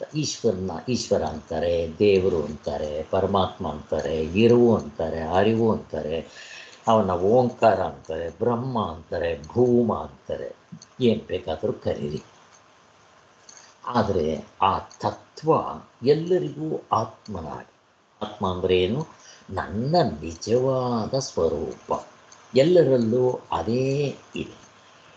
ಶ್ರುತಿ ಸ್ಮೃತಿಗಳಲ್ಲಿ ಹೇಳಿರೋದ್ರಿಂದಲೂ ನಮ್ಮ ಅನುಭವದಲ್ಲೂ ಹಾಗೆ ಇರೋದ್ರಿಂದಲೂ ಇದು ಹೊಂದುತ್ತೆ. ಸೊ ಆ ಶಾಸ್ತ್ರದಲ್ಲಿ ಶ್ರುತಿಯಲ್ಲಿ ಎಲ್ಲಿ ಹೇಳಿದ್ದಾರೆ? ಬೃಹದಾರಣ್ಯಕ, ಅಯಮಾತ್ಮ ಬ್ರಹ್ಮ ಸರ್ವಾನುಭೂಃ, ಸರ್ವಾತ್ಮನ ಸರ್ವಂ ಅನುಭವತೀತಿ ಸರ್ವಾನುಭೂಃ. ಎಲ್ಲರಲ್ಲಿಯೂ ನಾನು ಎಂಬ ರೂಪದಲ್ಲಿ ಪ್ರಕಟವಾಗ್ತಾ ಇರ್ತಾನೆ. ಕೇಳುವುದು, ನೋಡೋದು, ಮೂಸೋದು ಅಂತ ಹೇಳ್ತೀವಲ್ಲ, ಯಾರು ನೋಡ್ತಾ ಇರೋದು? ಹಿಂದೆಗಡೆ ಇರೋ ಅವನು. ಕಣ್ಣಿಗೆ ಕಣ್ಣು, ಕಿವಿಗೆ ಕಿವಿ, ಮಾತಿಗೆ ಮಾತು, ಪ್ರಾಣಕ್ಕೆ ಪ್ರಾಣ, ಮನಸ್ಸಿಗೆ ಮನಸ್ಸು. ಹಾಗೆ ಆದ್ದರಿಂದ ಅವನೇ ಎಲ್ಲವನ್ನು. ಆದ್ದರಿಂದ ಆತ್ಮನಾಗಿದ್ದು ಎಲ್ಲವನ್ನು ಅನುಭವಿಸುತ್ತಂತೆ ತೋರುವ ಈ ಆತ್ಮನೇ ಅಂದರೆ ತಾನೇ ಬ್ರಹ್ಮತತ್ವ ಅಂತ. ಅರ್ಥಾತ್ ಪರಮಾರ್ಥ ತತ್ವ ಅನ್ನೋದ್ರ ಇದ್ರ ತಾತ್ಪರ್ಯ. ಸೊ ಇನ್ನು ಬೇರೆ ಕೊಡೋನು ಏಕೋ ದೇವ ಸರ್ವಭೂತೇಷು ಗೂಢಃ ಸರ್ವವ್ಯಾಪಿ ಸರ್ವಭೂತಾಂತರಾತ್ಮ ಕರ್ಮಾಧ್ಯಕ್ಷಃ ಸರ್ವಭೂತಾದಿವಾಸಃ ಸಾಕ್ಷಿ ಚೇತ ಕೇವಲೋ ನಿರ್ಗುಣಶ್ಚ. ಶ್ವೇತಾಸ್ತ್ರ ಉಪನಿಷತ್ತು. ಎಲ್ಲ ಭೂತಗಳಲ್ಲಿಯೂ, ಇಲ್ಲಿ ಎಲ್ಲ ಭೂತಗಳು ಅಂದರೆ ಯಾರು? ಮೇಲ್ಗಡೆ ಬ್ರಹ್ಮನಿಂದ ಹಿಡಿದು ಕೆಳಗಡೆ ಹುಲ್ಲುಕಡ್ಡಿ ಹೊರಗೋ ಎಲ್ಲ ಭೂತಗಳಲ್ಲಿಯೂ ಒಬ್ಬನೇ ದೇವನು, ಅವನೇ ಇರೋದು. ಎಲ್ಲ ಥರಲ್ಲೂ ಹಾಸೋಕ್ಕಾಗುತ್ತೆ. ಮತ್ತು ಇವರಲ್ಲಿ ಆನೆನಲ್ಲಿ ಜಾಸ್ತಿ, ಇರುವೆನಲ್ಲಿ ಕಡಿಮೆ, ಹಾಗೇನಿಲ್ಲ. ಎಲ್ಲವನ್ನೂ ವ್ಯಾಪಿಸಿದ್ದಾನೆ. ಎಲ್ಲರಿಗೂ ಅಂತರಾತ್ಮನಾಗಿದ್ದಾನೆ, ಒಳಗಡೆ ಇದ್ದಾನೆ. ಎಲ್ಲಿ? ಹೃದಯದಲ್ಲಿ. ಮತ್ತು ನಾವು ಮಾಡೋ ಕರ್ಮಗಳಿಗೆ ಅವನೇ ಅಧ್ಯಕ್ಷ, ಸಾಕ್ಷಿಯಾಗಿದ್ದಾನೆ ಮತ್ತು ಫಲವನ್ನು ಕೊಡುವವನು ಅವನೇ. ಅವನ ಬೆಳಕಿನಲ್ಲೇ ಎಲ್ಲ ಕರ್ಮಗಳು ನಡೀತಾ ಇದೆ. ಆದ್ದರಿಂದ ಎಲ್ಲ ಭೂತಗಳಲ್ಲಿಯೂ ವಾಸವಾಗಿರೋದರಿಂದ ಅವನೇ ಇರೋದು. ಅಲ್ಲಿಗೇನಾಯಿತು, ಈಗ ನಾವೇನು ಮಾಡ್ತೀವಿ, ನಾನಿಂಥವನು ನಾನಂಥವನು ಅಂತ ಹಿಂಗೆಲ್ಲ ನಾವು ನಾವು ಆ ಥರ ವ್ಯವಹಾರ ಮಾಡ್ತಾ ಇರ್ತೀವಿ. ಹಾಗೆ ನಿಜವಾದ ನಾನು ಯಾರು ಅಂತ ವಿಚಾರ ಮಾಡಿದ್ರೆ ಹೂ ಆ್ಯಮ್ ಐ ಅಂತ ನಾವು ಆ ಪರಮಾತ್ಮ ಸ್ವರೂಪವೇ ನನ್ನ ನಿಜವಾದ ಸ್ವರೂಪ ಅಂತ ಅನ್ನೋದು ನಮಗೆ ಸ್ಪಷ್ಟವಾಗಿ ಗೊತ್ತಾಗುತ್ತೆ. ಮುಂದಕ್ಕಿನ್ನೂ ಚೆನ್ನಾಗಿ ತೋರಿಸ್ತಾರೆ. ಆದ್ದರಿಂದ ಸಾಕ್ಷಿಯಾಗಿರತಕ್ಕ ಪ್ರತಿ ಜೀವಿಯ ನಿಜ ಸ್ವರೂಪವೇ ಇದು. ಇವನಿಂದ, ಯಾರಿಂದ, ನನ್ನ ನಿಜವಾದ ಸ್ವರೂಪದಿಂದ, ಬ್ರಹ್ಮನಿಂದ ಮನಸ್ಸು, ಬುದ್ಧಿಗಳು ಹೊರಗಡೆಗೆ, ಇಂದ್ರಿಯಗಳು, ಕರ್ಮೇಂದ್ರಿಯಗಳು, ಆ ಕಡೆ ವಸ್ತುಗಳು, ಅರ್ಧ ಡಸನ್ನು ಎಲ್ಲ ತೋರ್ಕೊಳ್ತಾ ಇದೆ. ಹಾಗೆ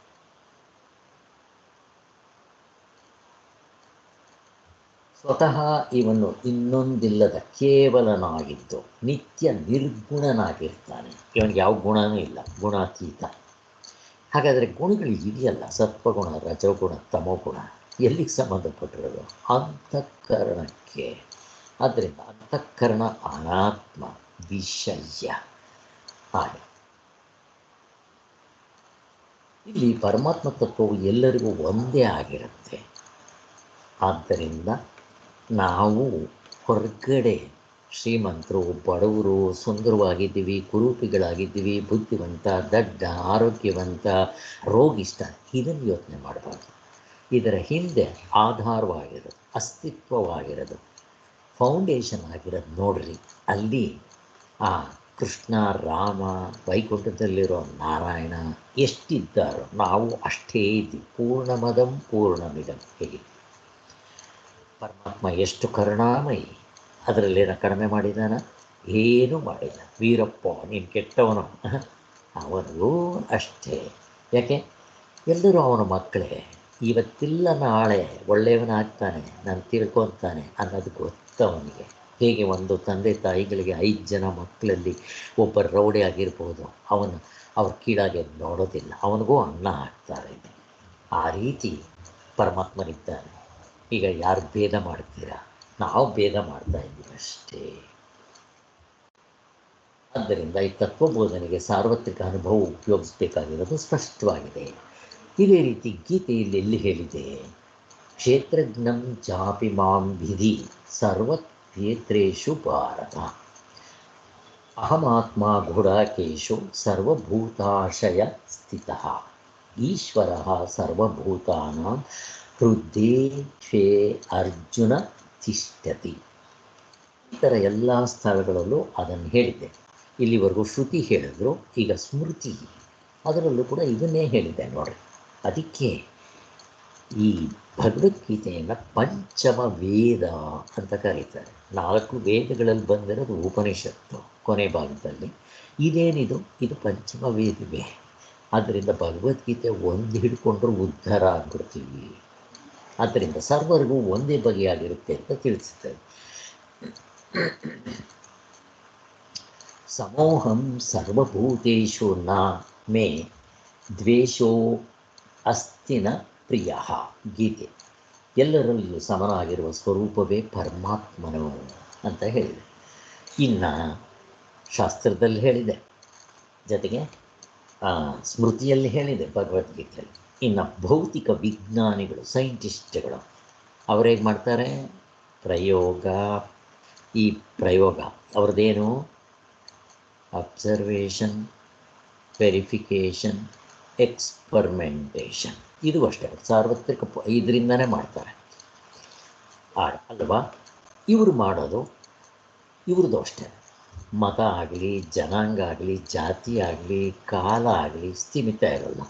ಯಾರು ಬೇಕಾದರೂ ಅವ್ರು ಹೇಳಿರೋ ಮೆಥಡ್ನಲ್ಲಿ ಪರೀಕ್ಷೆ ಮಾಡಿರಿ, ನಿಮಗೆಲ್ಲ ಅದೇ ರಿಸಲ್ಟ್ ಬರುತ್ತೆ.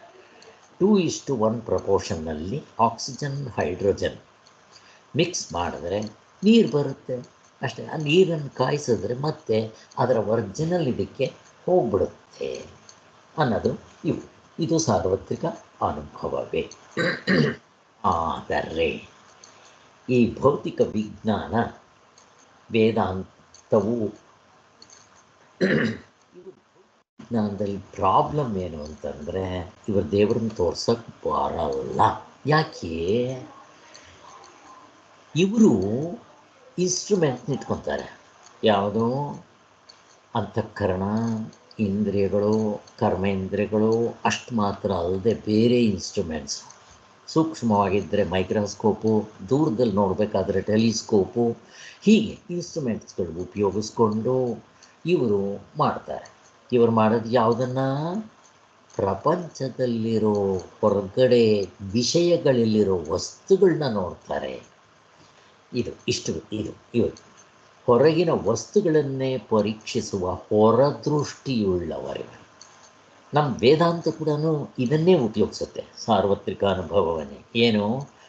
ಅಬ್ಸರ್ವೇಷನ್, ವೆರಿಫಿಕೇಷನ್, ಎಕ್ಸ್ಪರಿಮೆಂಟೇಷನ್, ಶ್ರವಣ, ಮನನ, ಧ್ಯಾನ ಅಂತ ಕರ್ಕೊಳ್ರಿ. ಮತ್ತು ಇದು ಅಷ್ಟೇ, ಎಲ್ಲ ದೇಶ, ಎಲ್ಲ ಕಾಲ, ಎಲ್ಲ ಜನಾಂಗದವರೆಗೂ ಒಪ್ಪೋ ಹಂಗೇ ತೋರಿಸ್ಕೊಡ್ತಾರೆ. ಆದರೆ ಇದು ಒಳದೃಷ್ಟಿ ಹೇಗಿದೆ ನೋಡ್ರಿ, ವ್ಯತ್ಯಾಸ ಗೊತ್ತಾಯ್ತಲ್ಲ? ಒಳದೃಷ್ಟಿ ತೋರಿಸುತ್ತೆ ಅಂತ. ಈ ವಿಜ್ಞಾನ, ಸೈನ್ಸ್ ಅನ್ನೋದು ಎಲ್ಲರ ತತ್ವವನ್ನು ಯಾರೋ ಒಬ್ಬ ಸೈಂಟಿಸ್ಟ್ ಹೇಳಿದ್ದಾನೆ, ಈಗ ನನಗೆ ಗೊತ್ತಾಯಿತು, ಎಷ್ಟೆಷ್ಟು ನಾವು ತಿಳ್ಕೊತಾ ಹೋದರೆ ಪ್ರಪಂಚದಲ್ಲಿ ನಮಗಿನ್ನೂ ಏನೇನೂ ಗೊತ್ತಿಲ್ಲ ಅನ್ನೋದು ಗೊತ್ತಾಗ್ತಾ ಇದೆ ಅಂತ. ವೇದಗಳನ್ನ ಓದಬೇಕು ಅಂತ ಹೋಗಿ ಅವನ ಆಯಸ್ಸನ್ನು ಜಾಸ್ತಿ ಮಾಡಿಕೊಂಡು ಕೊನೆಗೆ ಒಂದೇ ಒಂದು ಮರಳು ಇಡಿಯಷ್ಟು ನೀನು ತಿಳ್ಕೊಂಡಿದ್ದೆ, ಈ ಸಮುದ್ರದಲ್ಲಿ ಎಷ್ಟು ಮರಳಿದೆಯೋ ಅಷ್ಟು ತಿಳ್ಕೊಬೇಕು ಅಂತ ಸೈನ್ಸು ಅಷ್ಟೇ, ತಿಳ್ಕೊಳಕ್ಕಾಗಲ್ಲ. ಆದರೆ ನಮ್ಮ ವೇದಾಂತ ಹಂಗೆ ಅದಿರಲಿ. ಕೊನೆಗೆ ನೋಡಿ, ಅಲೆಕ್ಸಾಂಡರ್ ವೇದಾಂತ ಏನು ಹೇಳುತ್ತೆ? ಯಾವುದು ಒಂದನ್ನು ತಿಳಿದರೆ ಎಲ್ಲವನ್ನೂ ತಿಳಿದಂಗಾಗತ್ತೆ. ಈ ಸೈನ್ಸ್ ಯಾವಾಗಪ್ಪ ಬರುತ್ತೆ ಅಲ್ಲಿಗೆ?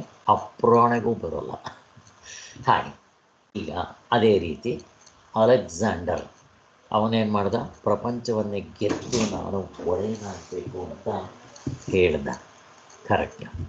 ಅವನು ಬಂದಿದ್ದೆ ಒಬ್ಬ ಋಷಿ ಹತ್ರ ನಿಂತ್ಕೊಂಡಾಗ ಋಷಿ ಕೇಳಿದ್ರು, ಹುಚ್ಚ ನೀನು ದಡ್ಡ, ಎಲ್ಲರನ್ನೂ ಗೆದ್ದು ಪ್ರಪಂಚವನ್ನು ಗೆಲ್ಲಬೇಕು ಅಂತ ಬಂದಿದ್ಯಲ್ಲೋ ದಡ್ಡ, ನಿನ್ನನ್ನು ನೀನು ಗೆದ್ದಿದ್ದೀಯ ಅಂತ ಕೇಳಿದ್ರು. ಸುಸ್ತಾಗ್ಬಿಟ್ಟ.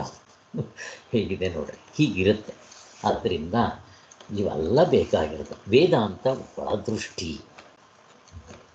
ಕೊನೆಗೆ ಎಲ್ಲರ ಚರಿತ್ರೆಯನ್ನು ತಿಳಿದುಕೊಂಡ ನೀನು ನಿನ್ನ ಚರಿತ್ರೆಯನ್ನೇ ತಿಳ್ಕೊಂಡಿಲ್ವಲ್ಲ ಪೆದ್ದ ಅಂತ ಕೂಡ ಹೇಳಿದ್ದಾರೆ ಸ್ವಾಮಿಗಳು. ಸಚ್ಚಿದಾನಂದ ಸರಸ್ವತಿ ಎಲ್ಲೋ ಬೇರೆ ಕಡೆ ಯಾರೋ ಹೇಳಿದರು ಅಂತ ಅಂದ್ಬಿಟ್ಟು.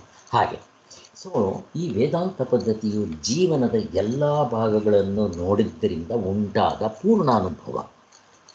ಇದರರ್ಥ ಏನೋ? ಈಗ ಸೈಂಟಿಸ್ಟ್ ಏನಪ್ಪ ಮಾಡುತ್ತೆ? ಎಚ್ಚರದ ದೃಷ್ಟಿಯನ್ನು ತಗೊಳುತ್ತೆ.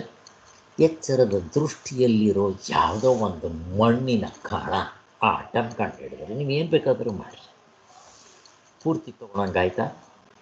ಮುಗಿದೋಯ್ತು. ಇನ್ನೆಷ್ಟು ಜನ್ಮಗಳಾಗಬೇಕು ನೀವು? ಆ ಸಮುದ್ರದಲ್ಲಿ ಒಂದು ಮರಳಿನ ಕಣ ತೊಗೊಳಂಗಾಯ್ತು. ಇನ್ನು ಮಿಕ್ಕಿರೋ ಕಣ ಏನು ಮಾಡ್ತಿರೋ ದಡ್ರ ಅಂತ. ನಿಮ್ಮ ವೇದಾಂತ ಏನು ಮಾಡುತ್ತೆ ಸ್ವಾಮಿ ಅಂತ ಪ್ರಶ್ನೆ ಕೇಳಿದ್ರೆ, ಎಚ್ಚರದ ಅವಸ್ಥೆ ಅಂತ ನಾನು ತೊಗೊಂಡಿದ್ದ ತಕ್ಷಣ ಅದರಲ್ಲಿ ಆಧ್ಯಾತ್ಮಿಕ, ಆದಿಭೌತಿಕ, ಆದಿದೈವಿಕ, ಕಾಲದೇಶ, ಕಾರ್ಯಕಾರಣಭಾವ ಇದನ್ನು ಬಿಟ್ಟು ಒಂದು ಆಟಮ್ ಮಿಸ್ಕಂಡಿಲ್ಲ. ಇಷ್ಟು ಒಟ್ಟಿಗೆ ತೊಗೊಂಡು ಇದೊಂದೇ ನಾನು ನೋಡೋದು ಇಲ್ಲ. ಇದೇ ಥರ ಕನಸನ್ನು ನೋಡ್ತೀನಿ, ಇದೇ ಥರ ನಿದ್ದೆ ನೋಡ್ತೀನಿ. ಮುಗಿದೋಯ್ತು. ಹುಟ್ಟಿದಾಗಲಿಂದ ಸಾಯೋವರೆಗೂ, ಬೆಳಗ್ಗೆಯಿಂದ ರಾತ್ರಿವರೆಗೂ 3 ಅವಸ್ಥೆ, 24 ಗಂಟೆಯಲ್ಲಿ 3 ಅವಸ್ಥೆ ಆಡಬೇಕು. ಯಾರು ಮಾಡ್ತಾರಪ್ಪ ಇದನ್ನು? ಯಾವ ಸೈಂಟಿಸ್ಟ್ ಮಾಡ್ತಾನೆ?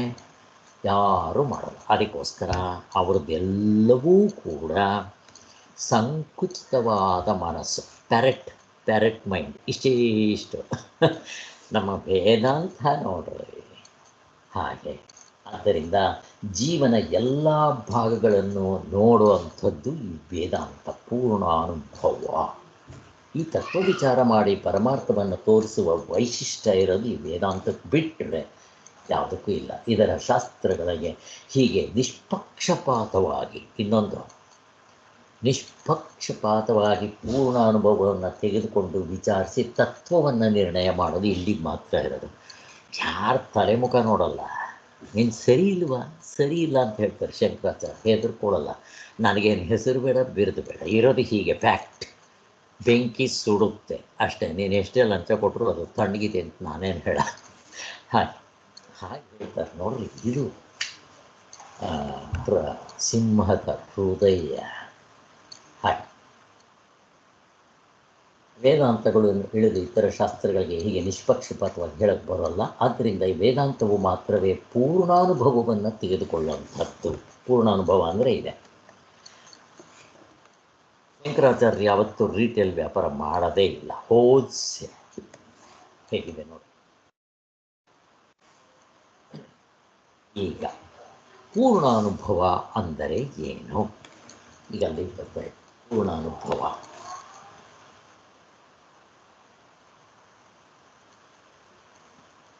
ಈಗ ನಾವೆಲ್ಲ ಅನುಭವ ಅಂದರೆ ವೈಯಕ್ತಿಕ ಅನುಭವ ನೋಡಿದ್ದಾಯ್ತು.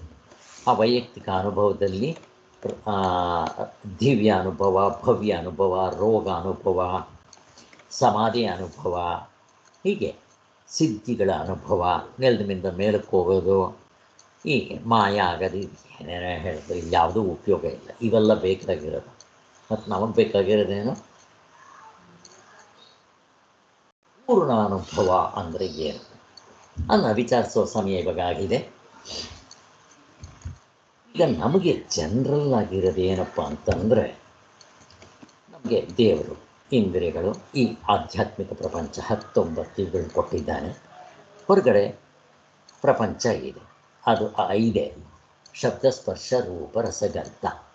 ಇವುಗಳನ್ನ ನಾವು ಉಪಯೋಗಿಸ್ಕೊಂಡು ಇವುಗಳಲ್ಲಿ ನಾವು ನೋಡಿ ಇಂಥದ್ದು ಅಂತ ತಿಳ್ಕೊಂಡು ಕ್ರಿಯೆಗಳನ್ನು ಮಾಡಿ ಸುಖ ದುಃಖನ ಅನುಭವಿಸೋದು. ಇದೆಲ್ಲರಿಗೂ ಗೊತ್ತಿದೆ. ಇದು ಲೌಕಿಕ ರೋಟಿ ಕಪಡ ಮಕಾನ್ ಜೀವನ. ಇದರಲ್ಲೇ ಕೆಲವರು ಆಸ್ತಿಕರು ಅಂತನ್ನೋರು ಇಷ್ಟು ಮಾತ್ರ ಜೀವನ ಇಲ್ಲಪ್ಪ, ಸತ್ತ ಮೇಲೆ ನಾವು ಸ್ವರ್ಗ ನರಕ ಅಂತ ಹೋಗಬೇಕಾಗತ್ತೆ, ಅಲ್ಲಿ ಪಾಪ ಪುಣ್ಯಗಳನ್ನ ಅನುಭವಿಸ್ಬೇಕು, ಹುಟ್ಟು ಬರಬೇಕು ಅನ್ನೋದು ಕೂಡ ಹೇಳೋರು ಇದ್ದಾರೆ. ಇದರ ಜೊತೆಗೆ ಇಲ್ಲಿ ಭೌತಿಕ ವಿಜ್ಞಾನ, ಮಾನಸಿಕ ಶಾಸ್ತ್ರ, ಧರ್ಮಶಾಸ್ತ್ರ, ತರ್ಕ, ಜ್ಯೋತಿಷ್ಯ ಎಲ್ಲ ಶಾಸ್ತ್ರಗಳು ಇದೆ. ಇವರುಗಳು ಈ ಶರೀರದಲ್ಲಿ ನಾನು ಅಂದರೆ ಈ ಜನಕ ಮಹಾರಾಜ ನಾನು ಅಥವಾ ಡಾಕ್ಟರ್ ಅಂತ ಅನ್ನೋದನ್ನೇ ಹಿಡ್ಕೊಂಡು ಮುಂದಕ್ಕೆ ಹೋಗ್ತಾ ಇರ್ತಾರೆ. ಹಾಗೆ ಸೊ ಇದು ಹೀಗೆ ನಡೀತಾ ಇದೆ. ಆದರೆ ಇವುಗಳಿಂದ ನಮಗೆ ಸಂಸಾರದಲ್ಲಿ, ವ್ಯವಹಾರದಲ್ಲಿ ಲಾಭ ಇದೆ, ಇಲ್ಲ ಅಂತ ನಾವೇನು ಹೇಳೋದಿಲ್ಲ. ಆದರೆ ಇಷ್ಟೇ ಅಲ್ಲ, ಮತ್ತೇನೋ ವೇದಾಂತ ಶಾಸ್ತ್ರವು ತಿಳಿಸೋ ನಮಗೆ ಸಾಮಾನ್ಯವಾಗಿ ನಮಗೆ ಕನಸುಗಳಾದಾಗ ಅಲ್ಲಿ ನಾವು ಈಗಿನಂತೆ ಮತ್ತೊಂದು ಬಗೆಯ ಜೀವನವನ್ನು ನಿರ್ಮಿಸುತ್ತಲೋ ಅಲ್ಲಿಯೂ ಸುಖ ದುಃಖಗಳನ್ನ ಅನುಭವಿಸ್ತಾ ಇರ್ತೀವಿ. ಮೊದಲನೇದು ಎಚ್ಚರದಲ್ಲಿ ಇಷ್ಟು ಥರ ಹೇಳೋದು. ಈಗ ಕನಸಿಗೆ ಹೋದಾಗ ಅಲ್ಲಿ ಇದೇ ಥರ ಬೇರೆ ಪ್ರಪಂಚ ಇರುತ್ತೆ, ಇದೇ ಥರ ಶರೀರ ಇರುತ್ತೆ. ಭಿಕ್ಷುಕನ ಶರೀರ ಅಂತ ಇಟ್ಕೊಳ್ರಿ ಅಲ್ವಾ? ಅಲ್ಲೂ ಕೂಡ ಇದೇ ಥರ ನಾನು ಮೇಲ್ಗಡೆ 3 ಹೇಳಿದ್ನಲ್ಲ, ಅಷ್ಟು ಸೇರಿಸ್ಕೋಬೋದು. ಮೊದಲನೇದೇನು, ಪ್ರಪಂಚದಲ್ಲಿ ನಾನಿದ್ದೀನಿ, ಆಧ್ಯಾತ್ಮಿಕ, ಆದಿಭೌತಿಕ, ಆದಿದೈವಿಕ ಇದೆ. ಅವನು ನೋಡೋದು, ಮಾಡೋದು, ಕರ್ಮ ಮಾಡೋದು, ಫಲಗಳನ್ನ ಅನುಭವಿಸೋದು, ಸುಖ ದುಃಖಗಳನ್ನ ಅನುಭವಿಸೋದು. ಇನ್ನು ಕೆಲವರು ಸ್ವರ್ಗ ನರಕ. ಅಲ್ಲಿ ಕನಸಿನಲ್ಲೂ ಹೀಗೆ ಅನ್ನಿಸ್ತಾ ಇರುತ್ತೆ ಅಂತ ಇಲ್ಲಿವರೆಗೂ ಬಂದಿದೆ. ಮತ್ತೊಂದು ಅಲ್ಲೂ ಸುಖ ದುಃಖ ಅನುಭವಿಸೋದು ಎಲ್ಲ ಇಲ್ಲಿ ಹೇಗಿರುತ್ತೋ ಎಚ್ಚರ ಡಿಟ್ಟು ಅಲ್ಲೂ ಹಾಗೇ ಇರುತ್ತೆ. ಆದರೆ ನಮ್ಗೆ ಅಲ್ಲಿ ಕನಸು ಕಾಣುವಾಗ ಅದು ಸತ್ಯವಾಗಿ ತೋರ್ತಾ ಇರುತ್ತೆ. ಎಲ್ಲಿವರೆಗೂ ಆ ಕನಸು ಮುಗಿದಿದ ತಕ್ಷಣ, ನಾನು ಎಚ್ಚರಕ್ಕೆ ಬಂದಿದ್ದ ತಕ್ಷಣ ಇದು ಭ್ರಾಂತಿ, ಇದು ಬರಿಯ ಸುಳ್ಳು, ಇವು ನಿಜವಾಗ್ಲೂ ಏನೂ ಆಗಲಿಲ್ಲ ಅನ್ಕೋತೀವಿ ಅಲ್ವಾ? ಅಂದರೆ ಈಗಿನ ಎಚ್ಚರದ ಸ್ಥಿತಿಗೆ ಅದನ್ನು ಹೋಲಿಸಿ ಅದು ಸುಳ್ಳು ಅಂತ ಹೇಳ್ತೀವಿ. ಅಲ್ಲಿ ಏನಾಯಿತು, ನಾನು ಅಂತಂದರೆ ಎಚ್ಚರದ ಅವಸ್ಥೆಗೆ ಮಾತ್ರ ಸೀಮಿತವಾಗಿಲ್ಲ, ಇದನ್ನು ಬಿಟ್ಟರೂ ನನಗೆ ಬೇರೆ ಅವಸ್ಥೆಯಲ್ಲಿ ಇನ್ನೊಂದು ಬೇರೆ ಒಂದು ಶರೀರ ಇರುತ್ತೆ ಅನ್ನೋದನ್ನು ನಾವು ಇದರಿಂದ ತಿಳ್ಕೊಳ್ಳೋಕ್ಕಾಗತ್ತೆ ಅನ್ನೋ ತೋರಿಸಿದ್ದಾರೆ. ಅಲ್ಲಿಗೆ ನಾನು ಇಲ್ಲಿಗೆ ನಿಲ್ಲಿಸ್ತಾ ಇದ್ದೇನೆ. ಓಂ ಶಾಂತಿ ಶಾಂತಿ ಶಾಂತಿ. ಜೈ ಗುರು.